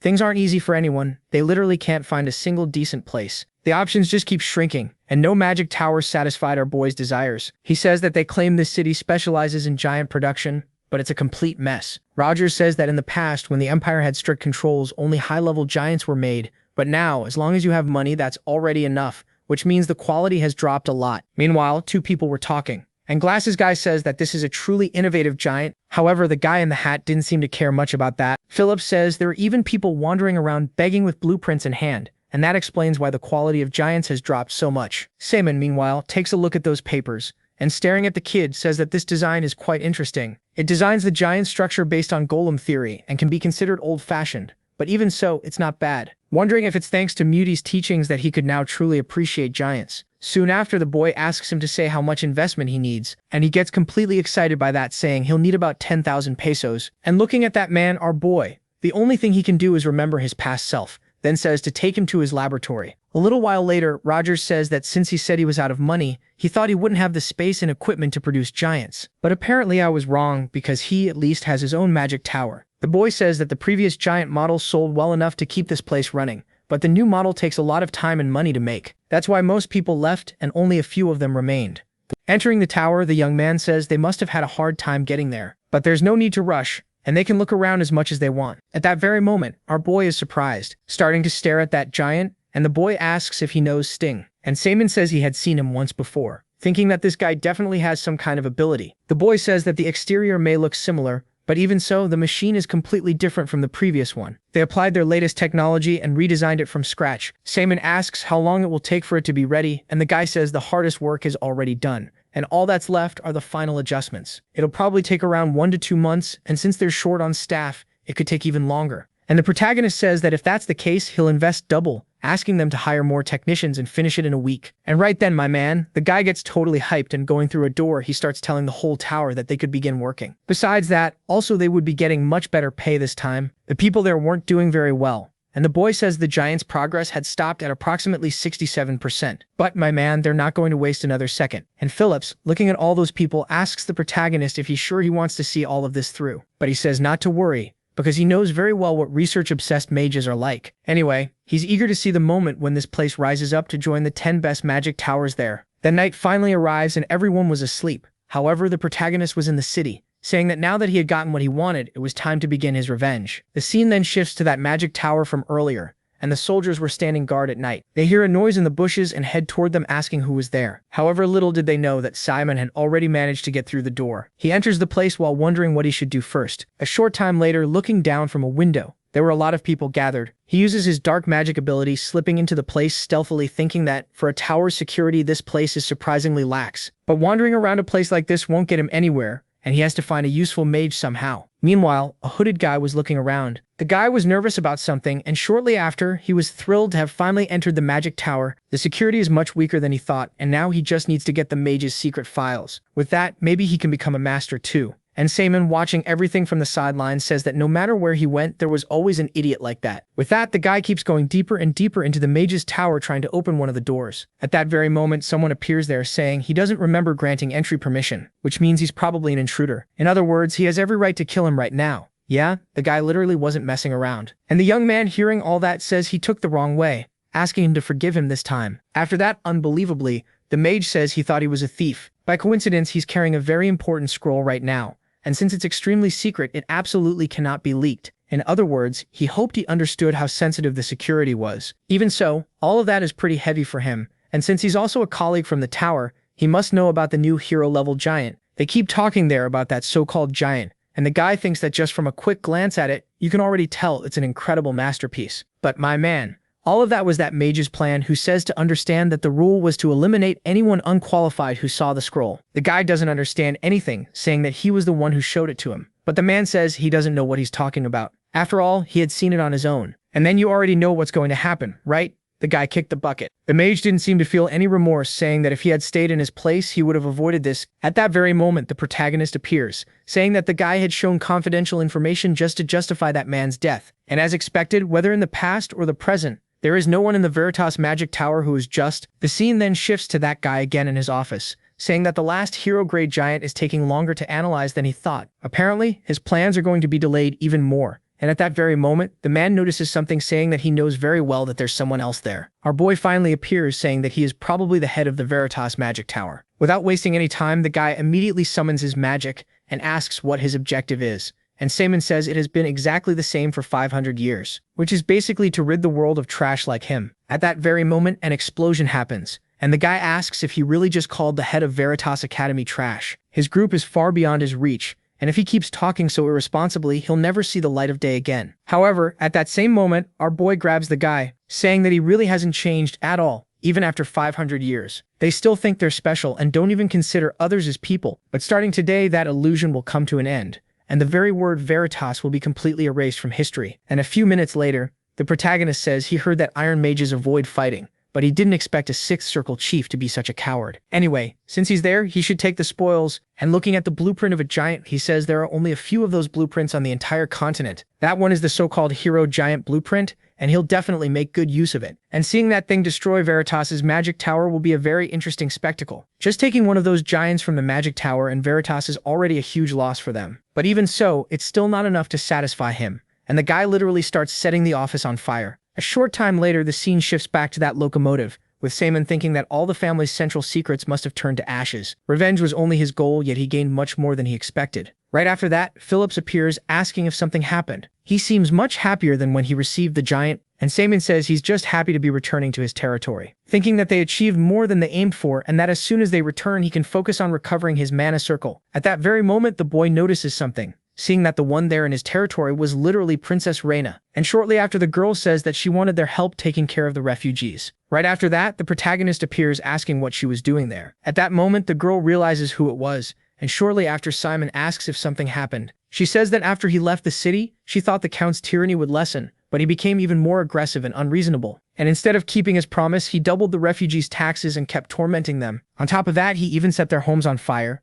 injuring and killing many people. So they decided they could no longer stay in that place, and because of that, decided to seek help from a certain Marquise Myers, one of the three noble leaders. However, he still hasn't agreed to receive them. The old man says they've been in this situation for 3 days, and as he can see, they're being completely ignored. And since she can't give up, she kept praying at the castle gate. Hearing all that, the protagonist says it's really irritating, and above all, waiting for a god who doesn't answer, asking her to think carefully. Because from the Marquis' point of view, he doesn't have the slightest reason to agree to help them. He would have to accommodate tens of thousands of refugees, and considering the territorial war, it would be an enormous risk, asking what kind of idiot would accept such a request. The girl asks if he thinks she's doing something useless, and Simon says that's exactly it, and that, after everything that happened in Lammer, she still hasn't learned anything, stating that to protect something you definitely need power because without it you can't do anything, thinking that, even knowing she isn't his wife, when he sees her, he still can't forget her. That's why he can't help but care, right? Saying that, for now, they'll return to the territory because he'll listen to her properly there. However, Reina says she can't do that and won't leave until she meets the Marquis. Hearing that, of course, the boy gets pissed,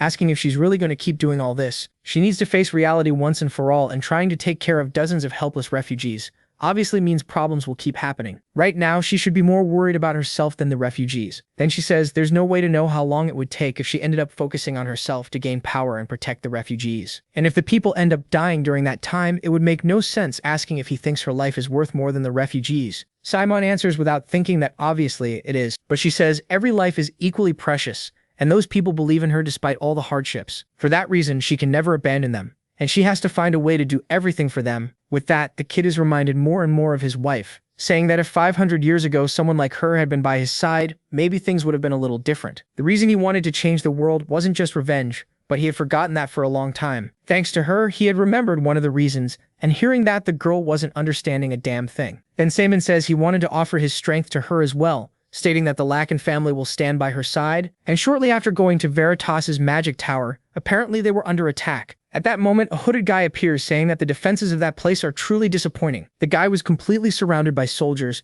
and at that very moment, one of them is startled, recognizing that symbol on his back. Then all the soldiers drop their swords, saying they salute the 7th elder of the magic tower of Veritas. That guy there is called Piero, and he asks where the branch leader is. The soldier says he'll guide him there, and Piero asks if he's the one responsible for the security of that place. The young man says that's exactly right, and Piero says that if that's the case, there's no need for a guide. After all, being escorted by someone incompetent is disgusting. The young man took the guy down with the greatest ease. Everyone just watches in silence, and the guy says that in the magic tower of Veritas, trash is unnecessary. At that very moment, a flashback appears with a boy drowning. The protagonist and his wife watch all of that from afar, saying he's going to get help from the nearest village. But Katerina says that by then it'll be too late. And with no other choice, the girl literally jumps into the water in the middle of that rain. A few minutes later, she had already rescued the boy, and he, unbelievably, was still alive. The girl is happy that everything worked out, and Saman Furious asks why she did something so reckless. She says that she was scared at the time too, but saving a life sometimes requires a kind of reckless courage. And back in the present, Saman thinks that he thought they only looked alike, but she's just as responsible as her. At that very moment, Phillips asks what was going on,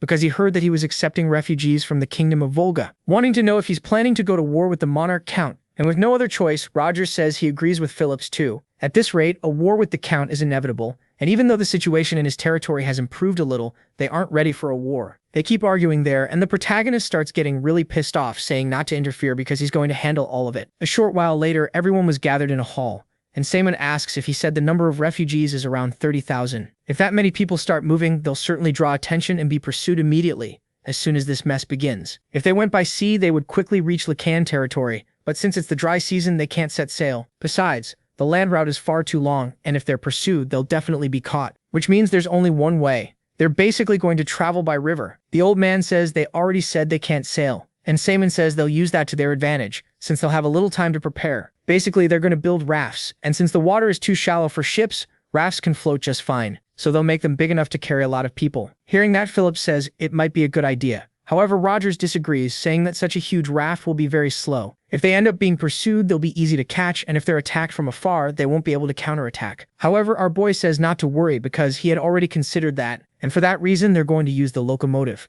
And with that thing's mobility, they'll definitely be able to escape any adversity. The two are surprised by that method. But my friend, life isn't easy, and the old man says that unfortunately, they don't have enough resources to build huge rafts. The kid had thought of that too, saying they still have the money left over from buying the giants. Besides that, as soon as they return to the territory, he'll send another 30,000 pesos to help them. And hearing all that, Reina apologizes, saying she knows very well how difficult it is to accept all those refugees. The Locken family will definitely suffer great losses. However, the protagonist tells her not to worry, because they'll definitely win, but they can't act directly in this operation, and its success depends on them managing to reach the river safely, asking if he can trust her to lead her people well. And so, with everything settled, the scene shifts elsewhere, and that guy from the Mage Tower was still alive. I thought he had already been killed. At that very moment, someone appears in the room saying that he's in a deplorable state. It was Piero, who says that if the master is like this, it's no surprise his subordinates were idiots too. And seeing who it was, the guy asks what the Great Elder was doing there. Since he has nothing left to lose, he can do whatever he wants.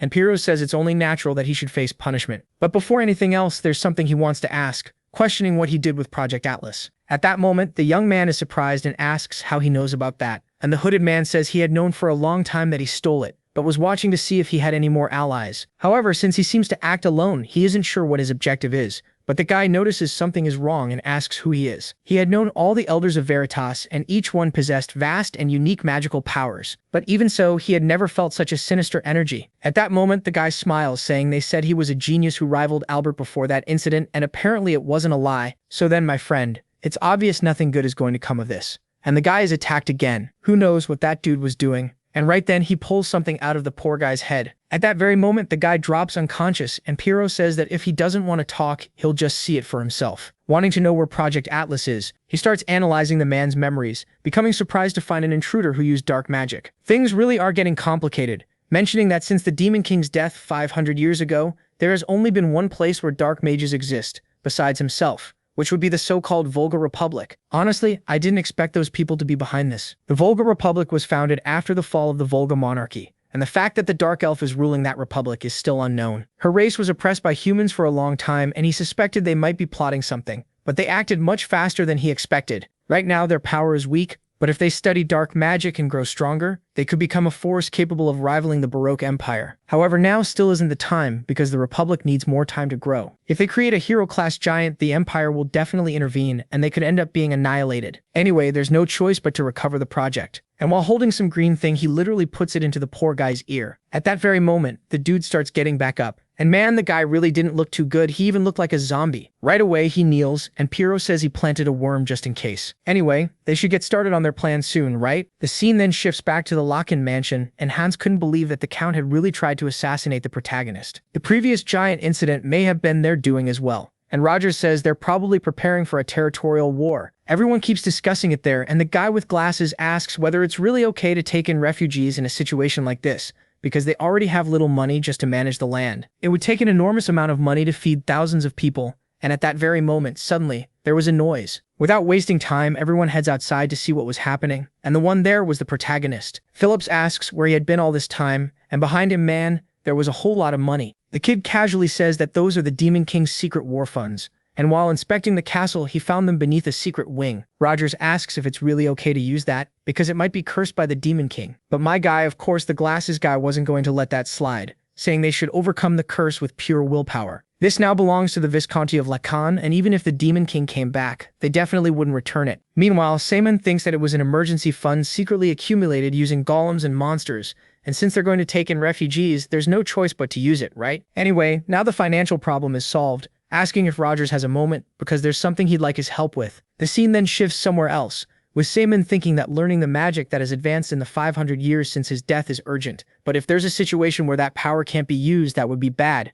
and that's why he needs a way to deal with it. Next, Rogers says he was worried because the protagonist hadn't trained with the sword since that damn incident. But he's surprised that he asked for a duel first. And then the kid says it would be shameful if the heir of a warrior family couldn't wield a sword. At that very moment, the kid charges at the captain of the knights who, after blocking the strike, says he was worried, since it had been a long time since he had handled a sword, but his concern had been unnecessary. His movements are still better than before, and he has definitely grown stronger. And more importantly, he's now reading his opponent's movements. It's what you'd expect from a descendant of the Lacan family, and he must have definitely continued his training in secret. However, it's still clear that it's not enough, right? Mentioning that in this situation, it's better for him to let the attack flow and then land a counterattack, turning the whole situation around. The two keep fighting there, and Simon thinks that he believed his past experience with countless knights would let him keep up to a certain extent. But this difference in level is already absurd. At that, Rogers says he's impressed by how much he has improved and his growth is truly frightening. At this rate, he might even be able to defeat the Demon King from 500 years ago, and just like the hero Lacan, and hearing that, of course, the protagonist gets pissed off.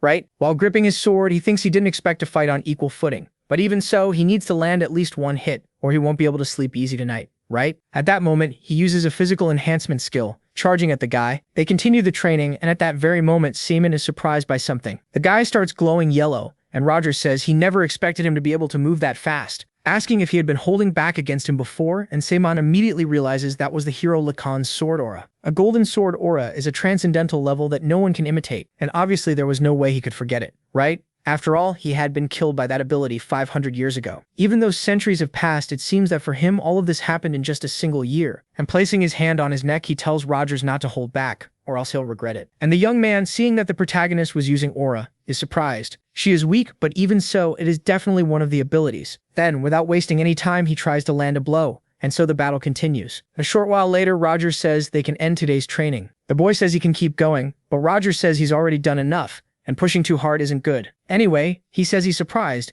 asking since when he has been able to use aura. He had never taught him that, but he used it with great ease, and hearing that, Seaman wonders if he had unconsciously released demonic energy. Next, Rogers says that as expected, he can't hide the blood of the Lacan family. However, Seaman realizes that something is strange, saying that aura is the physical manifestation of mana, and simply coating a sword with demonic energy shouldn't just turn it into aura. Thinking that the assassin he met before used aura too. Soon after, the soldier says that seeing how quickly he is improving, it seems like the right time, and starting tomorrow, he will teach him the golden sword skill. Hearing that, our boy is surprised, wondering if that skill that had defeated him in the past could become his. But there's something wrong, asking if that skill wasn't supposed to be passed down only to a single successor. Besides, he learned the skill even without being the head of the family. And Rogers says it seems he forgot that part too. He knows very well that the Demon King's curse caused the previous heads of the family to have short lives, and fearing that the secret swordsmanship skill would be lost, his ancestor passed it down through the most trusted knight commanders. Thanks to that, the knight commanders will protect Lacan's legacy,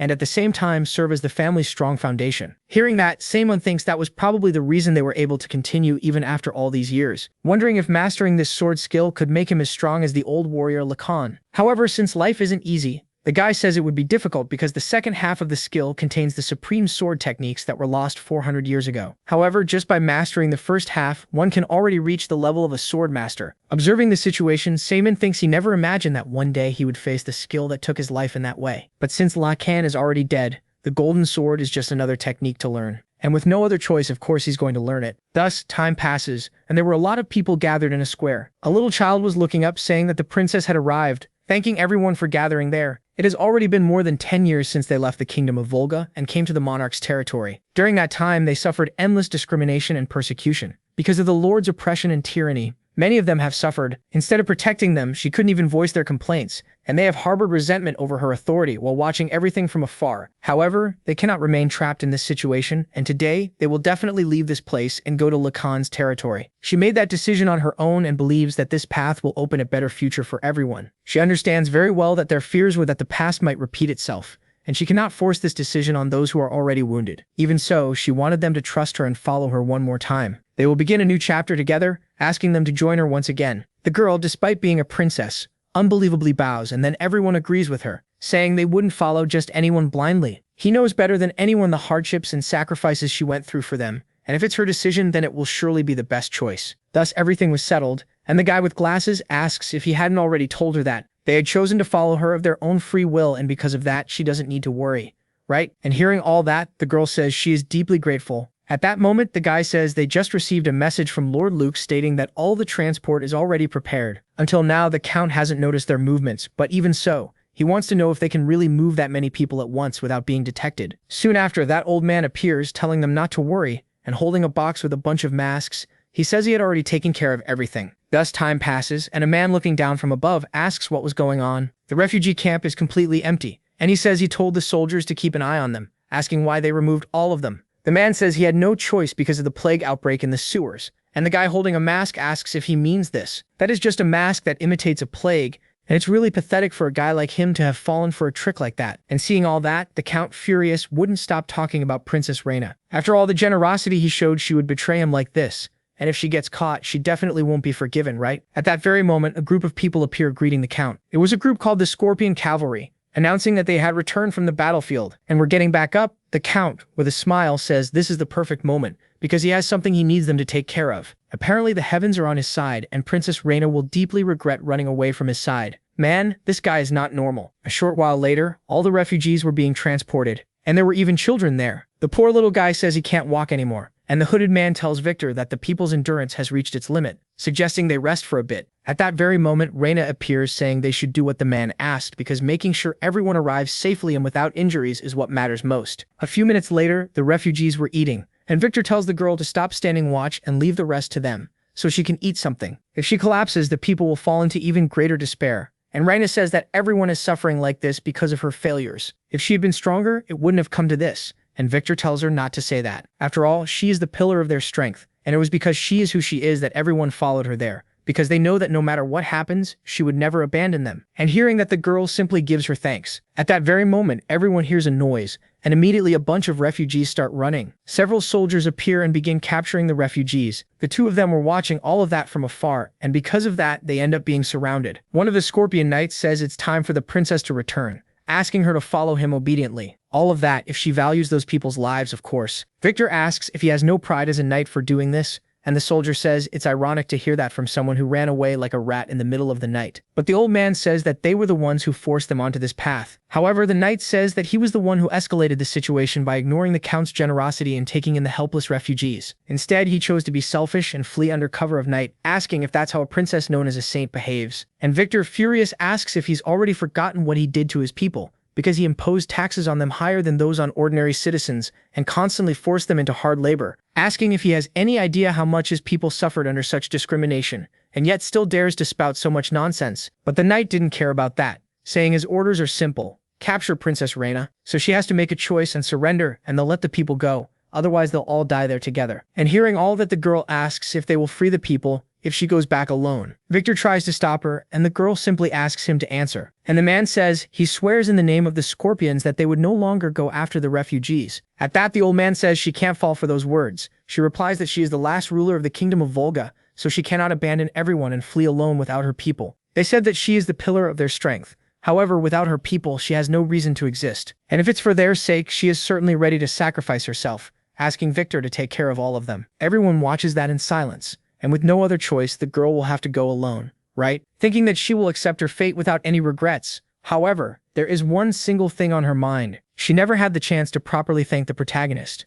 And right after that, the soldier starts laughing, saying all her effort was for nothing. And now that they have the princess, he can finally deliver the Count's final order, which is simply to kill all of them. Right. At once the soldiers charge at the citizens, and Reina says that wasn't the deal. But the guy says he never said anything until now, and obviously the guy had been lying the whole time, right? Seeing all that, of course, the old man wasn't going to let that slide, and charges at the soldiers. The guy was really fired up, and then was the captain of the Scorpions going to let that slide too? And attacks the poor old man, saying that he was famous in his youth, but now he's nothing more than a weakling. At that, the man falls to the ground wounded, and the captain of the Scorpions says he wanted to make sure he understood exactly what kind of situation he's in. He raises his sword about to attack the old man again, but at that very moment, a black flame appears. An explosion happens at the same time, and everyone watches without understanding anything. But Reina already knows what it was, right? And the protagonist appears, saying he doesn't know what's going on, but judging by the situation, it doesn't seem like he needs to be gentle with them. Next, Victor says he thought it was all over, thanking Simon for showing up. But then the old man realizes he had literally just said the protagonist's name. And the surprised soldier says he also thought he had seen that face somewhere before, asking if he isn't the young lord of the Lacanviz county. It's no wonder things seem strange. And the princess had stood still the whole time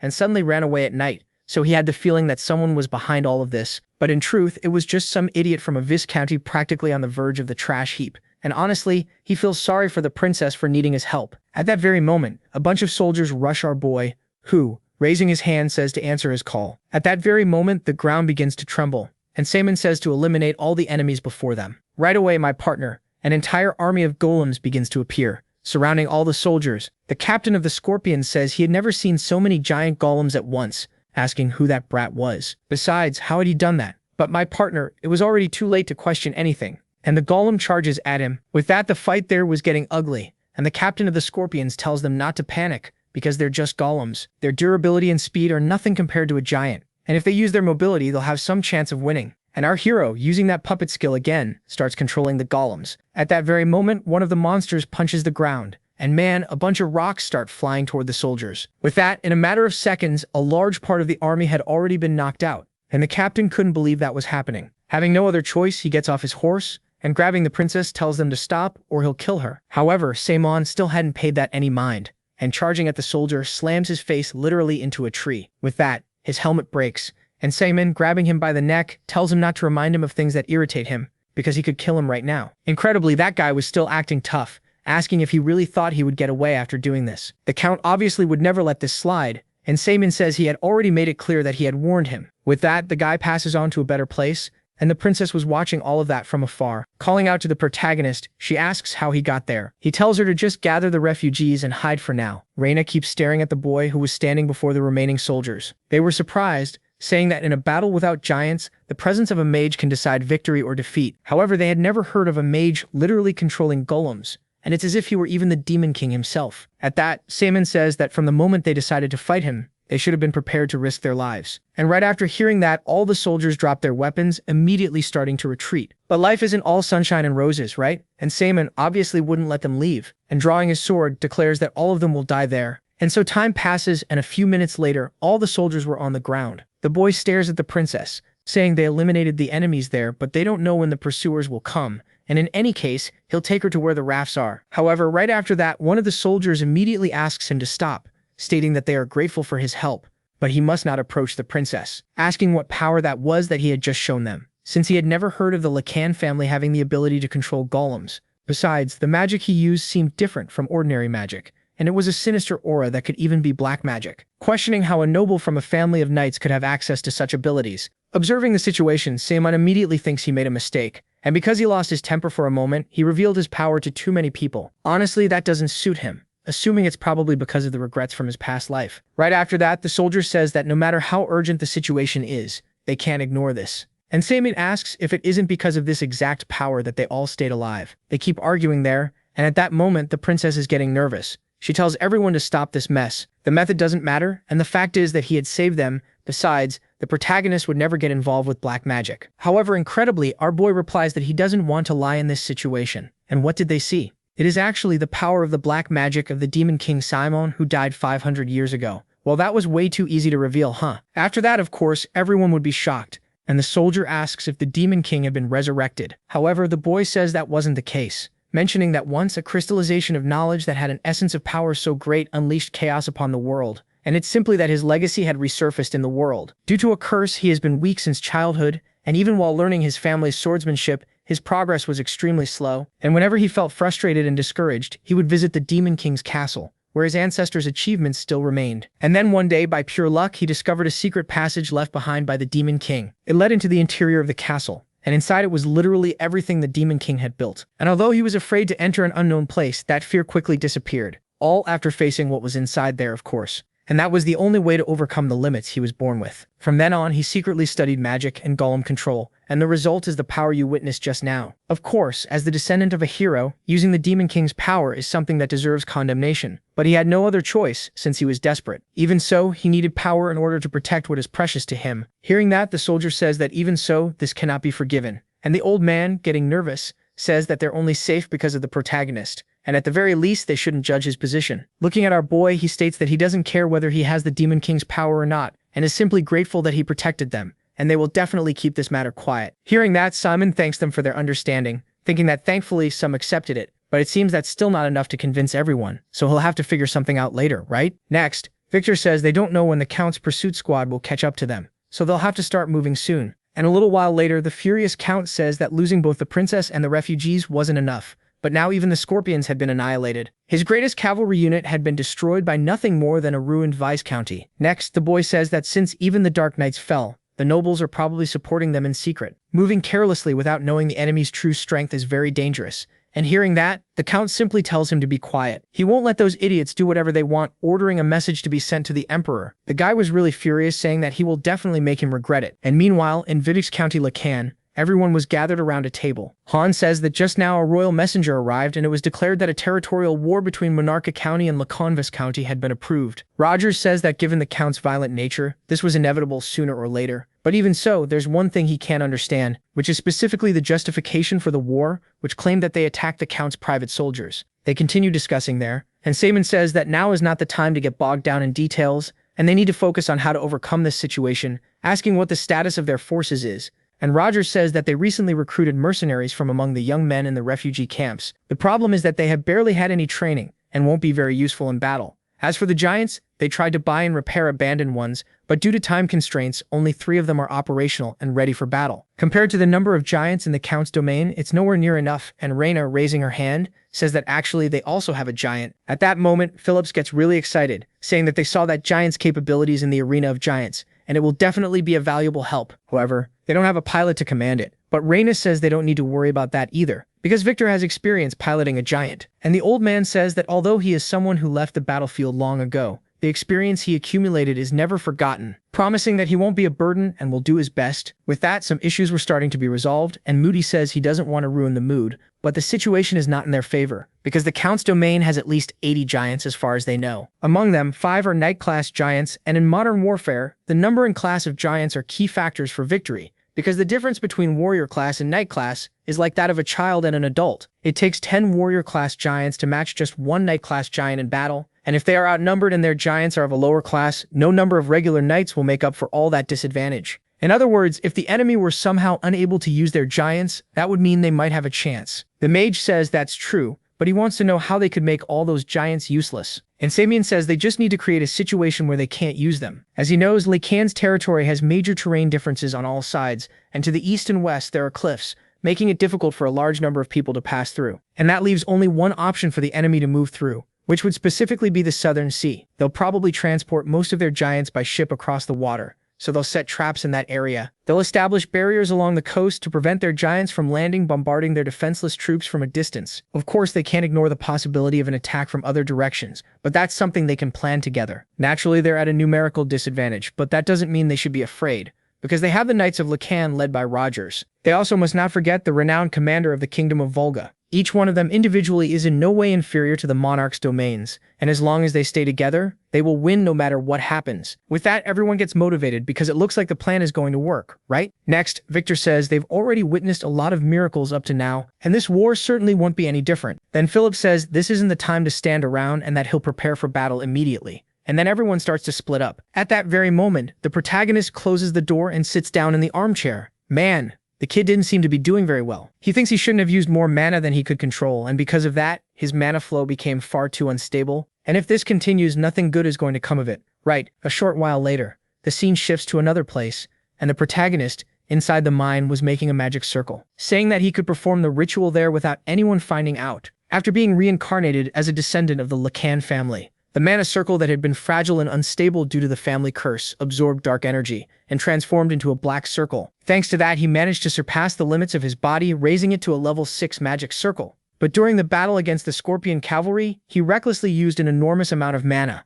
nearly reaching the limit of his circle. As a result, the black circle that had only just been restored was put under strain, and now, unbelievably, it is on the verge of breaking once again. That's why, to solve this problem, he needs a being with magical power capable of replenishing mana, like Horate. In other words, he specifically needs a demon. Since ancient times, black mages have summoned demons to gain power, and they offer their souls only to form a kind of contract. But his goal is to replenish his magical power, and instead of borrowing the power of demons, he will absorb the demon itself, stealing all of its power and dark energy. Of course, without using magic, taming a high-class demon could be difficult, so he decided to summon a low-class one first, right? Now the only thing left is to find a sacrifice, and normally a beast or a human would be used for that. However, there is something even more suitable, which is a mage's blood, which contains a sufficient level of spiritual energy. In any case, he does not want to sacrifice innocent lives for his own goal. From the perspective of the demon king who sought to exterminate humanity, that might seem ridiculous. And now that he thinks about it, there were some people who followed those ideals as well.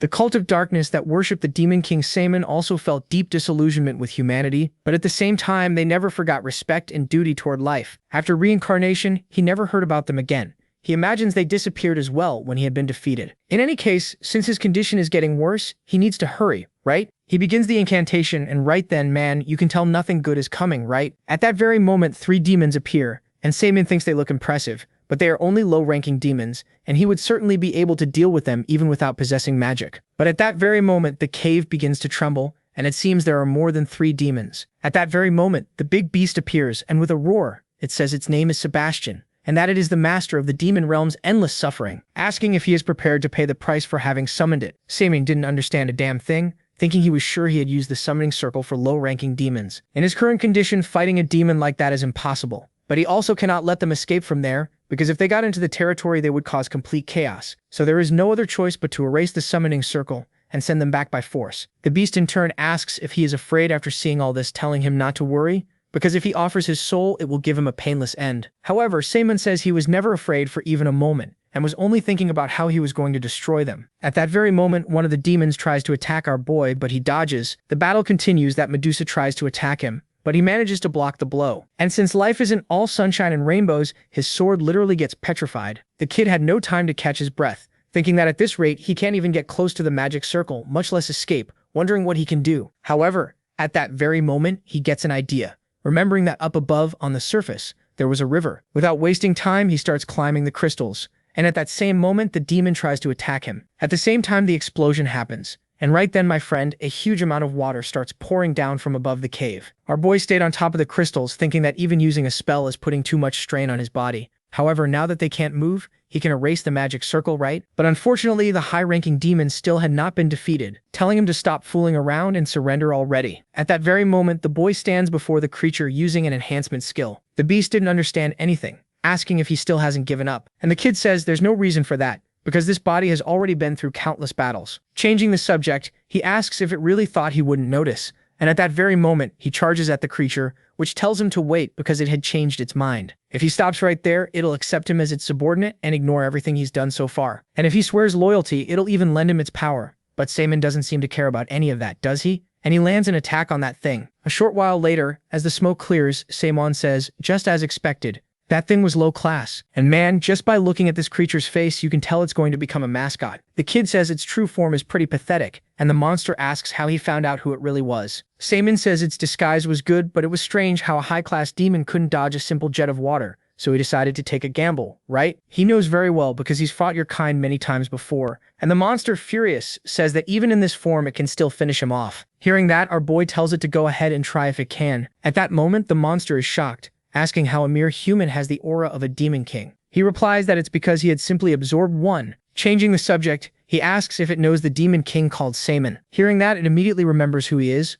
wondering if he was the one standing there. And as the protagonist lets the creature go, he says that either way, he didn't expect to be recognized. After all, it's going to die there, no matter what, right? And right then, the monster grabs the protagonist's leg, begging for mercy. It says it will devote its soul if he spares it, and that it was once known as the greatest phantom thief in the demon realm. Besides that, it's good at medicine and even has excellent alchemy skills, which means it'll definitely be useful. Hearing that, the boy approaches the cat whispering something, and with the monster saying that was totally possible, the boy immediately lets it go. And raising his hand, he says he accepts it as his familiar. Sebastian, in turn, gives his thanks, saying that he will serve him with all his heart. And at that very instant, an explosion happens. And Seimin says a cat should wear a collar that suits it, stating that if it tries to betray him, that thing will automatically kill it, so it has to behave, right? Well, my friend, the poor guy's plan went down the drain because he thought he'd be able to escape later, right? A few minutes later, the cat asks what he was doing now, and he replies that since the contract is done, he needs to get back to what he was doing. And looking at those other demons, he tells them to stay back if they don't want to get caught in it. He throws those claws toward the demons. And man, I'm gonna be honest, I can't even say what was happening there. And Sebastian, watching that from afar, wonders if he's really gonna be okay afterward. The scene then shifts elsewhere, with the protagonist destroying a tree,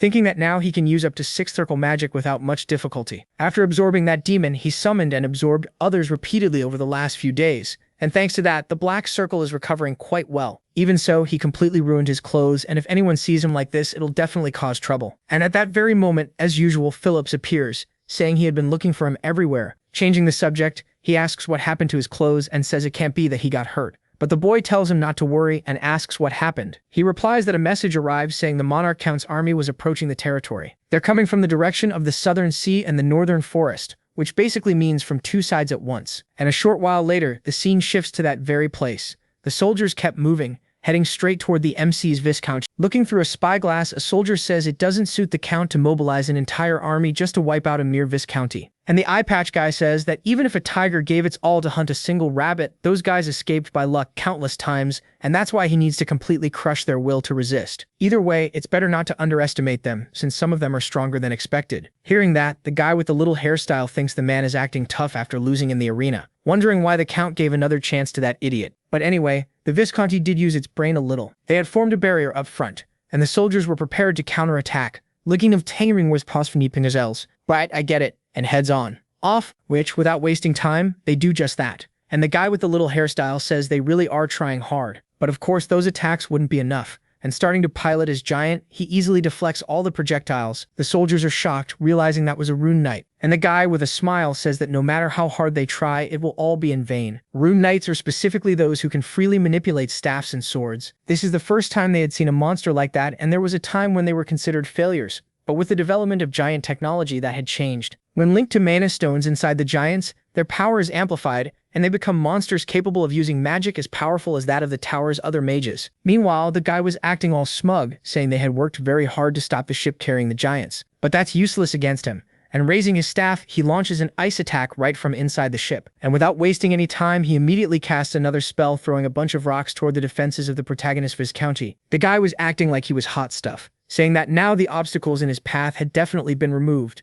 and now they could enter with the giants. And beginning the invasion of the Viscounty, he orders them to wipe them all out. The giants keep advancing, and the mage says it looks like finishing this fight will be easier than expected. It would be fun if they resisted a little longer, and the eye patch guy watching the situation thinks that there is definitely something strange going on. So many giants are approaching the castle, and even so, they haven't sent a single person, which makes him wonder what they could be planning. Meanwhile, Hans was on top of the walls making the soldiers fire cannons at the giants. Of course, that wouldn't have any effect. But then, my friend, there was something extra inside that ammunition. The giants get soaked with that liquid, wondering what that was. And unbelievably, that stuff made the giants simply stop moving. With that, this was the protagonist group's chance, and they begin launching a series of attacks. And the scene then shifts elsewhere, with Sebastian saying it's a complete mess over there. He wanted to know why the protagonist had rushed him so much, so this was probably why. A few days earlier, the kid had made a strange request, which was basically to make a glue that wouldn't come off no matter what. Of course, something like that is impossible, and in all his hundreds of years, he had never seen anything so ridiculous. But unbelievably, that thing exists.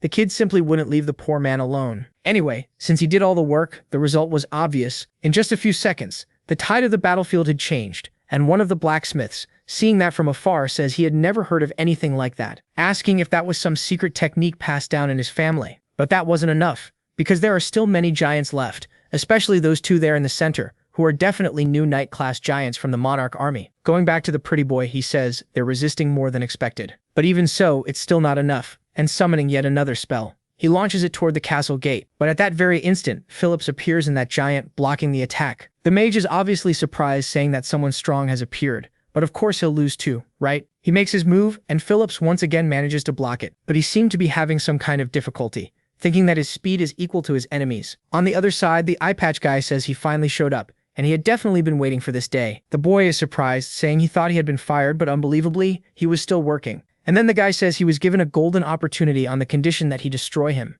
and this time he's really going to defeat him. Hearing that, Phillips says it's a shame he revealed his identity, asking if he had told them everything and whether the people of his kingdom specialize in lying. But now there's no time for talk, starting the duel right away. The mage keeps watching that battle from the side, saying that he'll have to make do with the one in front of him. A giant was watching the mage while holding its sword, and the pretty boy says he knew the Lacan family was poor, but facing such outdated junk is disappointing. The one piloting the giant was Victor, who says not to underestimate him, and as the last captain of the Knights of the Kingdom of Volga, he will fight against him with his life on the line. Hearing that, the mage is surprised, and then he starts laughing, saying he never thought he would hear that family's name again. Even so, Captain Victor is as rigid as ever. Hearing that, the old man is surprised and asks how he knows him, and the mage asks if he doesn't recognize his voice. Anyway, his name is Cain, and he is the rejected one of the Knights of Volga. A short time later, the scene shifts to the north of Lacan territory, and the protagonist, looking at everything from above, realizes that the battle had already begun. Thinking that it was a good idea to dispatch the forces in advance, the Count expanded his power through countless territorial wars, and he is not someone to be underestimated. Luckily, most of the giants were sent south, leaving only ordinary soldiers in the north,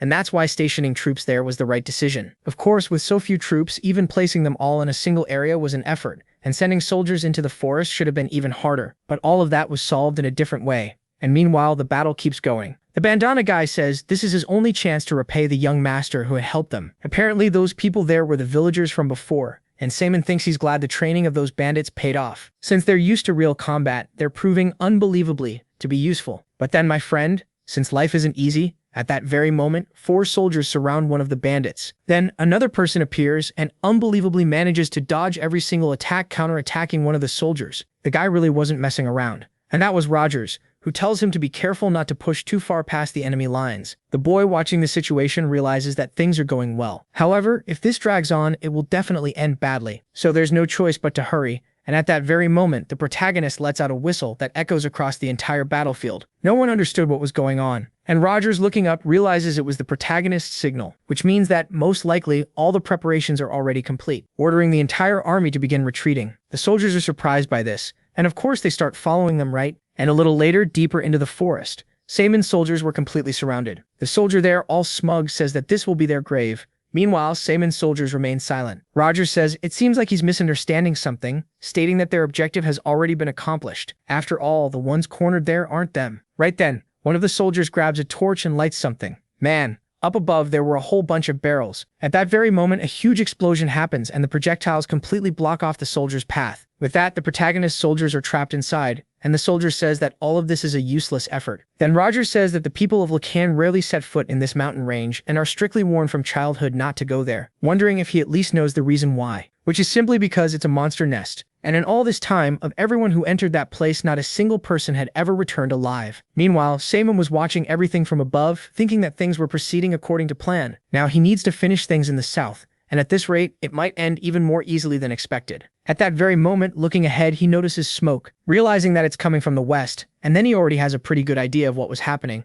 assuming there is another part of the army. He keeps advancing through the forest, taking out a few soldiers as he comes across them. At that very moment, another explosion happens, and the protagonist, moving, thinks he didn't expect them to send troops from another direction, and definitely underestimated the count. This is taking longer than he thought, and he'll definitely be late getting to the south. Either way, all he can do is hope that everyone manages to hold out. The scene then shifts to Victor, who apparently was having some kind of trouble with that mage. The guy says they held out longer than expected, but either way, this is already the end. After all, they can't fight on equal footing with a piece of junk like that. If he had stayed quiet in the monarch's territory, none of this would have happened, and he's still as hard to understand as ever. Right after that, Victor says that he swore loyalty to the kingdom of Volga, but now he's just the count's pawn, asking if he has no shame as a knight and saying he's still an opportunist, as always. Soon after, the boy says that the monarch count knows how to truly recognize his abilities, and thanks to him, he's enjoying a new life. Hearing that, Victor asks if he's been holding on to resentment all this time, but the boy didn't want to hear any more chatter. Summoning one more of his abilities, he was about to attack the old man. Then a flashback appears from 15 years ago,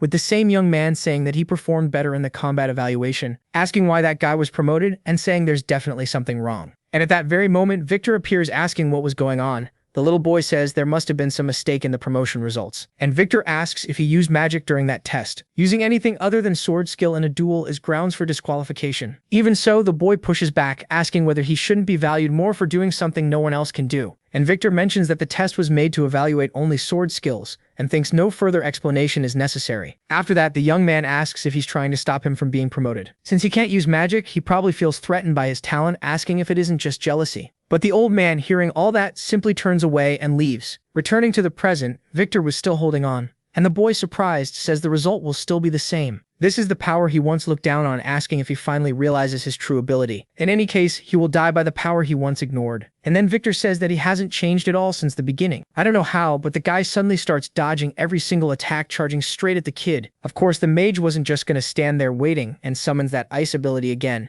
managing to pierce the giant. But the old man still hadn't given up, saying it seems he hasn't trained his swordsmanship since then, asking if he didn't make it clear to him before, because in a battle between knights, calculating your opponent's distance is extremely important. And now he's inside your range, kid. He literally slashed the guy with his blade. Next, Victor says that the truth is he had already recognized his ability. Few have the qualities to become a unique knight, but he was strict because relying only on magic wouldn't get him far. He could have become a good prominent knight, and unfortunately that's a real shame. Honestly, I wanted to go help Phillips right now, but in this condition there's no way he'll be able to go, right? And now there's no other way, right? Everything is in the boy's hands, who meanwhile kept fighting that golden knight. The situation wasn't looking very favorable for the protagonist group, and at that very moment, an explosion happens. Phillips is thrown against the wall, and the golden knight asks where the ability is that he showed in the giant arena, even thinking he had overestimated him. Phillips says he's awfully full of himself, even after being defeated twice, and observing the situation, the boy thinks that it's as if that guy had become a completely different person in a short time. Wondering what he should do now, right? Going inside that guy's cabin, he thinks that, as expected, this thing is impressive. Apparently he was using some kind of stone that the count had given him, and using a few more of them again. Man, the dude starts glowing all over. Phillips realizes he had become more powerful, and the guy, all smug, says there's no point trying to stall him. He's going to end all this with a single blow, and raising his axe he was about to strike. But Phillips immediately starts running away, thinking that his power is enormous, but his mobility is low, which means he has the advantage in terms of speed. But since life isn't easy, the guy literally managed to catch up at that very moment. Phillips still couldn't believe all the abilities that guy had gained. But even so, he has to keep fighting, right? Since there's no time to think. The two keep exchanging blows, and Phillips manages to find an opening. But it only lasted a short time, and the guy in the armor manages to grab the leg of Phillips's giant. After throwing him at the same time, an explosion happens, and Phillips didn't seem to have a way out. The difference in power is glaring, and he thought he at least had the advantage in speed. But even that was completely matched, assuming that it really won't be enough to defend his territory. At that very moment, a flashback appears with Roger saying that the Phantom Sword ability has a fatal flaw. Attacking during high-speed movement means your trajectory becomes predictable, making it easier to detect. If he doesn't fix that, others besides him will notice his ability, and Phillips says that changing direction in the middle of the ability will make it even slower. However, the knight warns him that he doesn't need to worry too much about that, and that this method alone should already be enough to solve that problem of his. Next, the eye patch guy says that he's very tough, but that's going to end right now, once and for all. Phillips continues without moving a single muscle, and at that same moment manages to dodge the attack, and with a leap, starts circling the guy, apparently becoming much faster. Seeing what was happening, the eye patch guy says that his main armor won't hold up much longer like this. Either way, you can struggle as much as you want. After all, I can read all your movements. He tries to grab Phillips, but this time, the boy was faster. The guy is surprised that he couldn't keep up with him, and taking advantage of the opportunity, Phillips finally manages to land an attack, mentioning that his uncle once told him that against most opponents, just a slight change in trajectory would make the Phantom Sword ability almost impossible to react to. Good thing the guy isn't very skilled, but the eye patch dude says he still hadn't given up. As long as he recharged his mana stone, he was nothing. However, at that very moment, another giant appears, impaling the guy in the golden armor, asking how many mana stones he planned to waste on that idiot. He definitely shouldn't have given him another chance, throwing the poor guy far away, mentioning that from now on he will face him on his own. Man, and would you look at that, it was the Count. Those idiots couldn't take over a second-rate territory like this, and were even forcing him to step in personally. These people are definitely nothing but a bunch of useless fools, and after the guy in the golden armor falls to the ground at that very moment, a huge explosion happens. Phillips watches all that in surprise. After all, the guy just killed his own men. He stands before that monstrosity, saying that no matter who he's facing, his duty remains the same, and he definitely won't get past here. Hearing that, the Count says he's probably bluffing, wanting to know if he thinks he can stop him in that state. But he won't know unless he tries, right? And without wasting time, charges at the Count. The guy, unbelievably enough, doesn't even dodge the blows, and since life isn't all sunshine and roses, nothing had any effect. The boy looks at that in surprise, and the Count with just one hand tries to land a blow on Phillips. He manages to dodge, but of course it was by a hair, right? And the guy, continuing his string of attacks, finally lands a hit. Apparently just one attack like that already caused enormous damage. And right then, my guy, the whole giant shatters to pieces. Phillips also seemed to have been injured and soon after ends up defeated. Hans was watching that situation from afar and with no other choice tells them to prepare the artillery. But there wasn't even time for that, and at that very moment, the Count begins to pierce through a wall. The whole place was shaking and little by little the wall breaks apart, finally being completely destroyed. A short time later, Hans was in the middle of that rubble, saying that even so, they still couldn't let that thing through. Unfortunately, most of the soldiers had already been defeated, and at that very moment the Count, looking down, realizes that a giant was holding him. It was Victor, who wasn't going to let him take even one more step. Count Monarch asks what he thinks he can do with a broken machine, and stop him once and for all, right? One after another they keep getting on his nerves, mentioning that this situation is pathetic, and even after that giant had been completely broken, Victor was still holding on to his leg. Right then, the guy was already losing his patience, and with a kick he literally sends the poor guy flying away. He even ends up coming out of the giant, and the dude didn't seem to be doing too well. The Count, now furious, goes after him, saying that he was just going to leave, but now he's changed his mind. He's going to end all of this here and now, stating that he'll send the princess along with him soon. The situation really didn't look good, and at that very moment, the protagonist appears to save the day, saying that he was invading his land as if it were his own, destroying absolutely everything. And because of that, he hoped he was ready to face the consequences. Observing the situation, the Count thinks that he had never heard of someone capable of controlling so many golems, stating that now he understands everything. He is probably the young master of Lacan, asking if this is the power he used to defeat the Scorpion cavalry. This power resembles the Demon King's magic, and it's impossible that the heir of the noble bloodline has immersed himself in this. If this becomes public, House Lacan will surely be erased from history. However, the protagonist says that won't happen because he has no intention of letting him leave there alive. Right then, the Count gets pissed hearing that, asking if he thinks a pathetic golem like that could face his giant. And at that very moment, Simon uses those claw abilities again, completely restraining the giant, thinking that he would like to finish him off right now. But unfortunately, he's almost out of mana and can only hold him for a short time. Somehow, he'll have to settle everything using only the golems. And at that same moment, all the golems fire a laser beam. An explosion happens, and the giant, still standing, says that this is pathetic, asking if he was bragging so much just to do that. However, Simon says it wasn't over yet. And right then, the golems end up surrounding him. Of course, the Count thinks that wouldn't work, but there was something different about those golems. And at that very moment, an explosion happens inside there. Simon was watching all of that from afar, thinking that it was good. He had put a fourth circle explosion spell in the golem just in case. It'll take some time to make another one. And looking ahead, he realizes that the guy was still completely intact, saying that if the goal was to annoy him, he definitely succeeded. He shouldn't expect to die so easily. And the protagonist, surprised, wonders what that giant is made of. Resisting that kind of explosion is incredible. But after looking underneath the giant, he more or less realizes what was happening, saying that he doesn't seem calm enough to talk so much. And drawing his sword, he asks if he forgot that he is a descendant of the hero's bloodline. Seeing all that, the guy starts laughing, asking if he's trying to face a giant with his bare hands. But the kid was taking this very seriously, and charging at the giant, he says he'll only know if he tries. Thus, the giant tries to make his attack, but Simon manages to dodge, thinking that it seems the explosion had slowed him down a lot, and that this way he'll be able to find a way to win. Right? He manages to land his attack, but unfortunately that armor is very tough. The giant says that this is a pointless fight,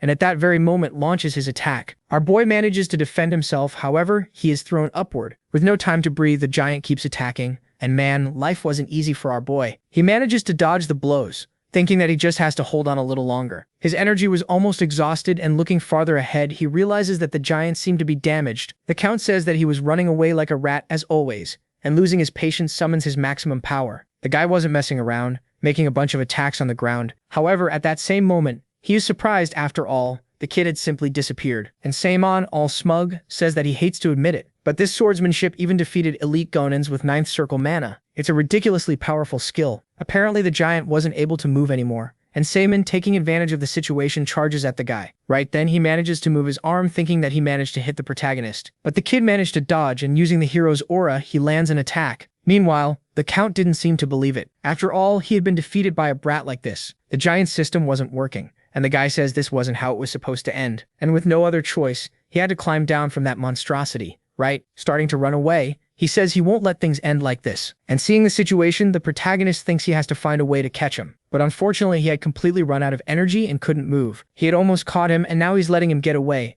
And if that happens, that guy will become an even greater threat. However, at that very moment, Rogers appears, apologizing for the delay. Samon says they should capture the monarch, but the man says not to worry. At that very moment, the monarch, I don't know how, ends up tripping, and someone asks where he was going in such a hurry. The ones there were the rest of the villagers, who ask if he missed them. The guy says scum like them can't do this. And then Reyna appears, saying that these are the people who weren't even treated as human in their own land and lived under the constant threat of death. They had never even properly met before, and right after that, the Count says he did all of this to win her over, asking forgiveness for having gone too far. But she says she isn't the only one who should be asking for forgiveness. Besides, doing this is the height of shamelessness. The young man keeps begging for mercy, but it was already too late to regret it. Right, my friend? Meanwhile, Samon was watching everything from afar, saying it was a fitting end for an idiot like him. Changing the subject, he asks if everyone else was evacuated safely, and Rogers says they definitely won the war. Even the invasion routes they were worried about were secured with minimal damage thanks to the efforts of the Knights of Volga. Samon asks what happened to Phillips and Victor, and the guy says their giants were severely damaged, but fortunately they're alive. While he was holding back Count Monarch, he managed to evacuate them to a safe place.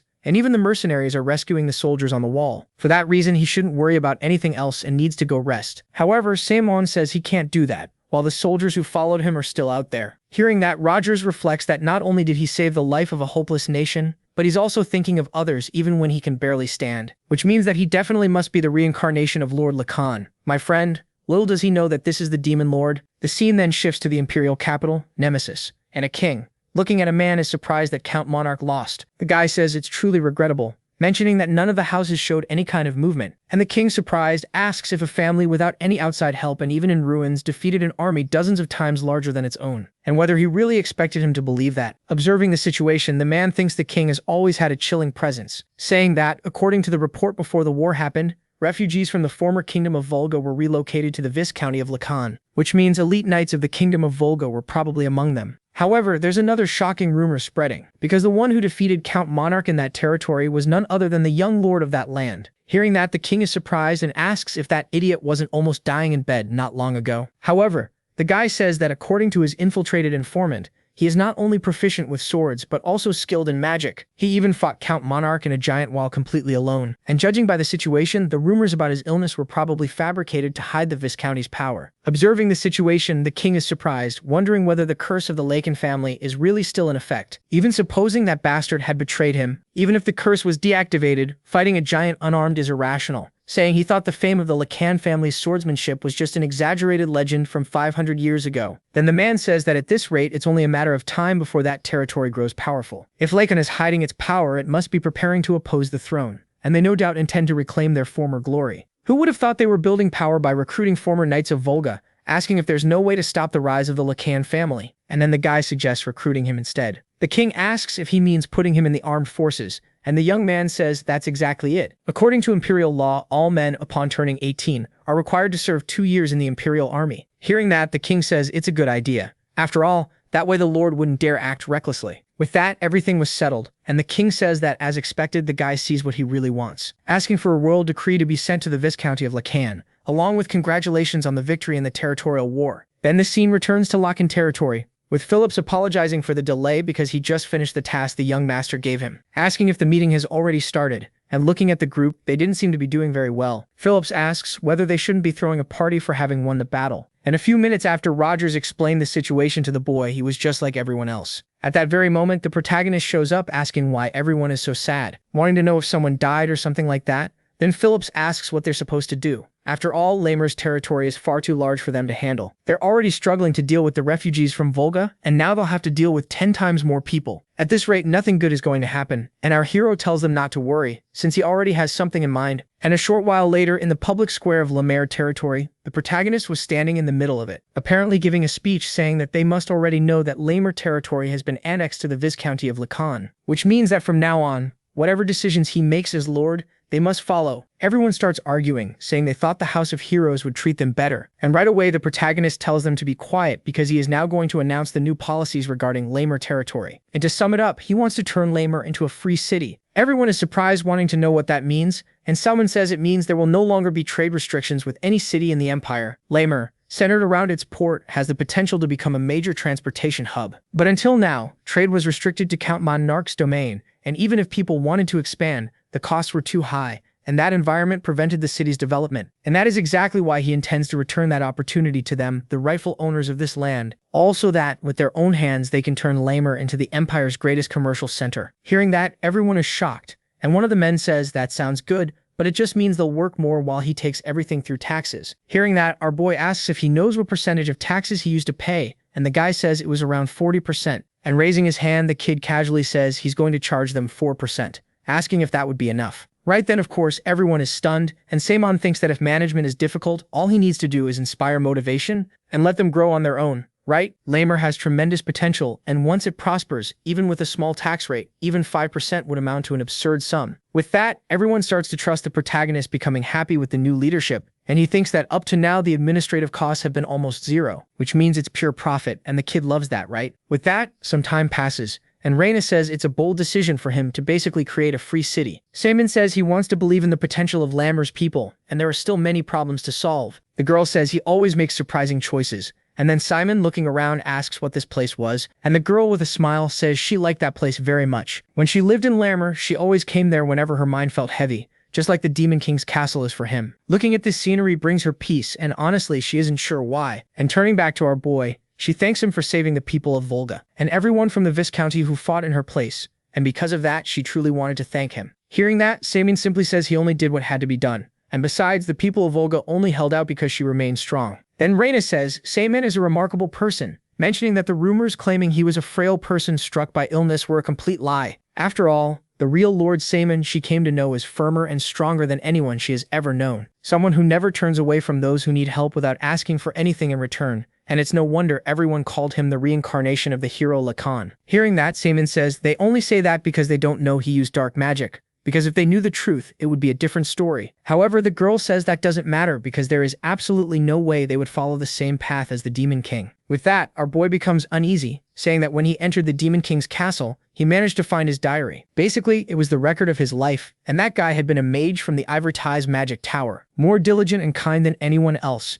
whose life was changed by the death of his beloved. Thus, he sought forbidden magic, and gained power beyond human understanding. Basically, a man who ended up fighting alone against all the nations of the continent. After saying all that, Samon thinks he can't reveal anything more. In any case, he always thought that she was that man's wife, and maybe she would understand. Even if only a little, the two remain there in silence. And Samon says it's hard to believe that story, and honestly, he understands that. So Reina asks whether the others know about it, and the kid says no, because it would be hard for them to accept. Of course, he's not saying all of that man's choices were right, but that guy also had a side the world never saw. At that moment, Samon falls silent again, saying he had said too much and asking her to forget what he said. The girl simply says she understands, and Samon says she doesn't need to agree with what he said, and that he would understand if she didn't believe it. Reina says that she doesn't believe in his diary, but in the protagonist, and whatever he believes in, including the Demon King, she will believe in as well. A little while later, it was already afternoon, and a nervous guard says he thought he would finally be able to go home now that the war was over. Most of the workforce was sent to repair the walls,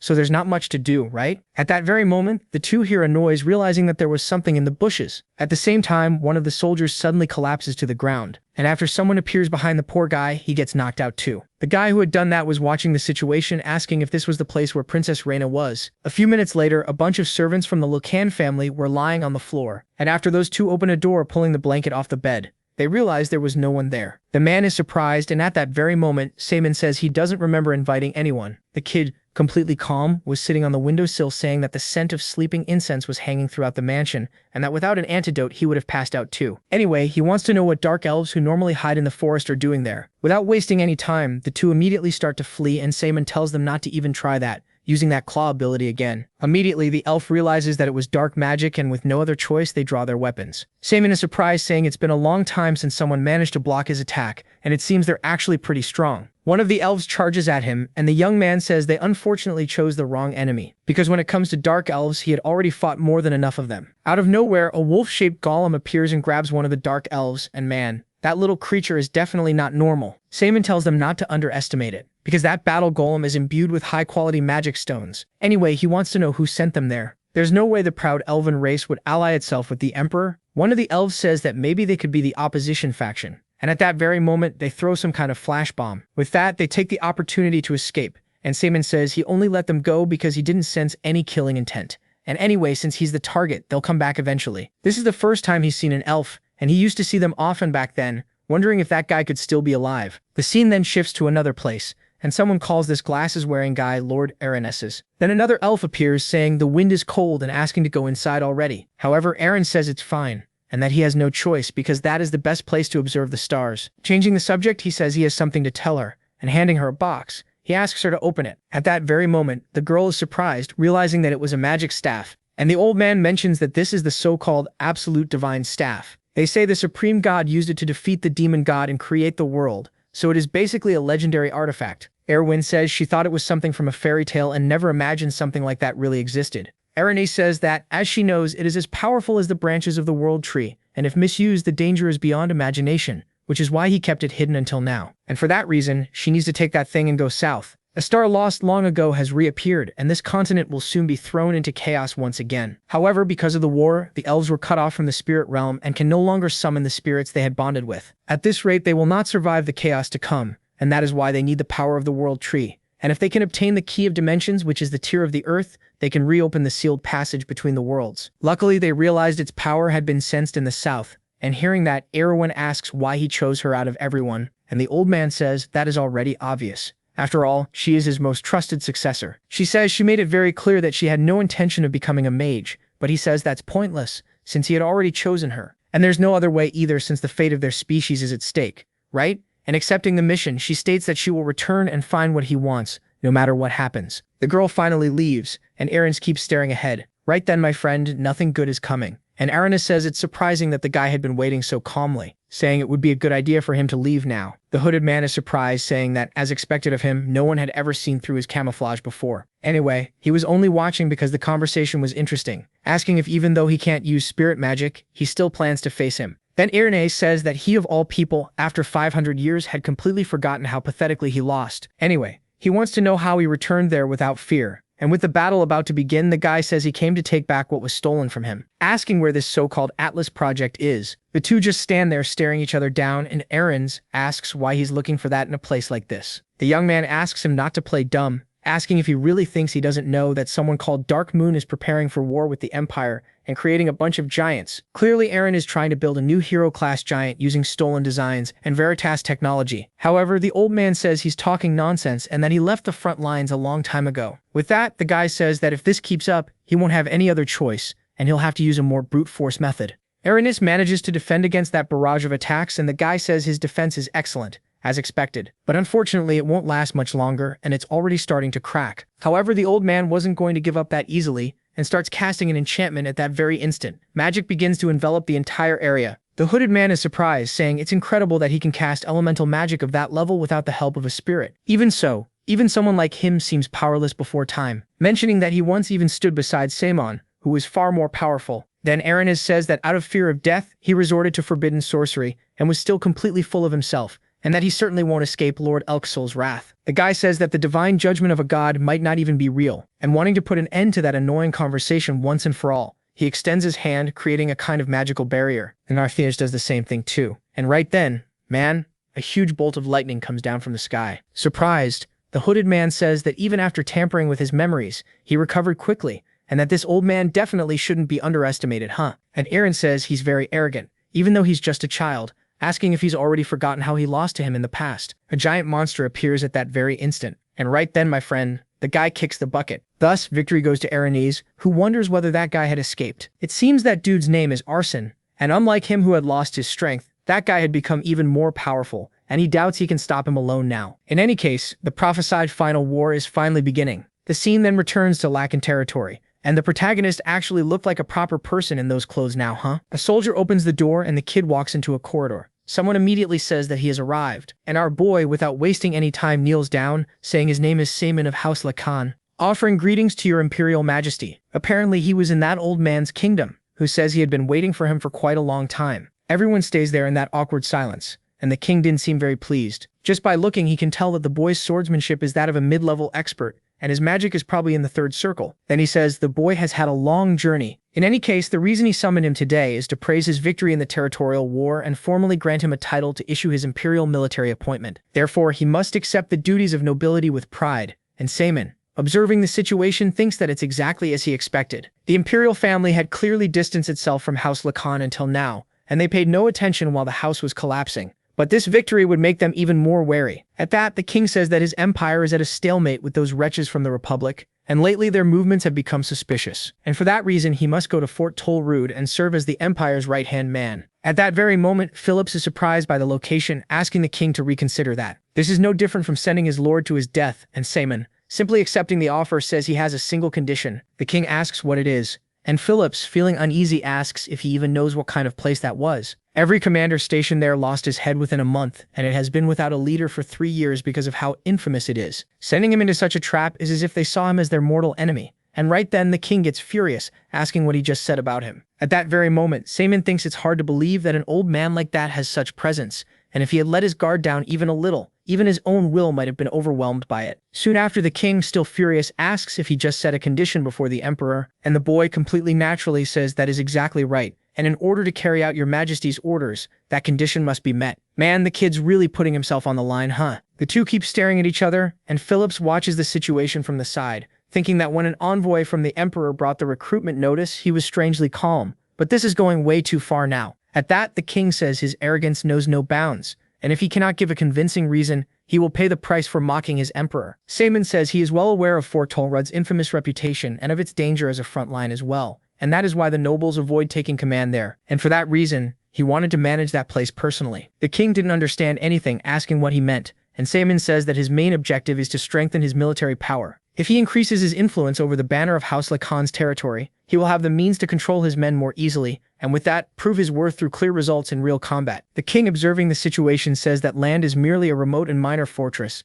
asking if, even so, that will be his only condition. Saman says that for now it may be just one among many ordinary fortresses, but it is a strategic point between the Volga Republic and Nemesis, which means it can become a transportation hub as soon as the war ends. This war holds countless possibilities, and that is the other reason why he wants Fort Tolrud. Seeing all that, the king thinks he doesn't find this situation pleasant, but the boy will probably die at the fortress, so it won't make any difference, right? And accepting the offer, he says that he will grant him land together with his noble title. And Saman, giving his thanks, says that he will certainly live up to his majesty's expectations. With that, my partner, everything was already settled, and the brat is now appointed as the new commander of Fort Tolrud and is granted ownership of the territory. On top of that, he formally receives the title of Viscount Lacan. A short time later, the scene shifts elsewhere, and there were two giants fighting. One of their swords is thrown far away, and Philip says he lost, mentioning that his growth rate is truly unbelievable. The one in the other giant was the protagonist, who was feeling all smug for having won. Phillips asks if it was really his first time piloting a giant because in the past he couldn't even stand properly the first time he got on one, and he is incredibly talented to become skilled enough to defeat him in such a short time. Hearing that, Saman says it is only thanks to his instructor's excellent skills,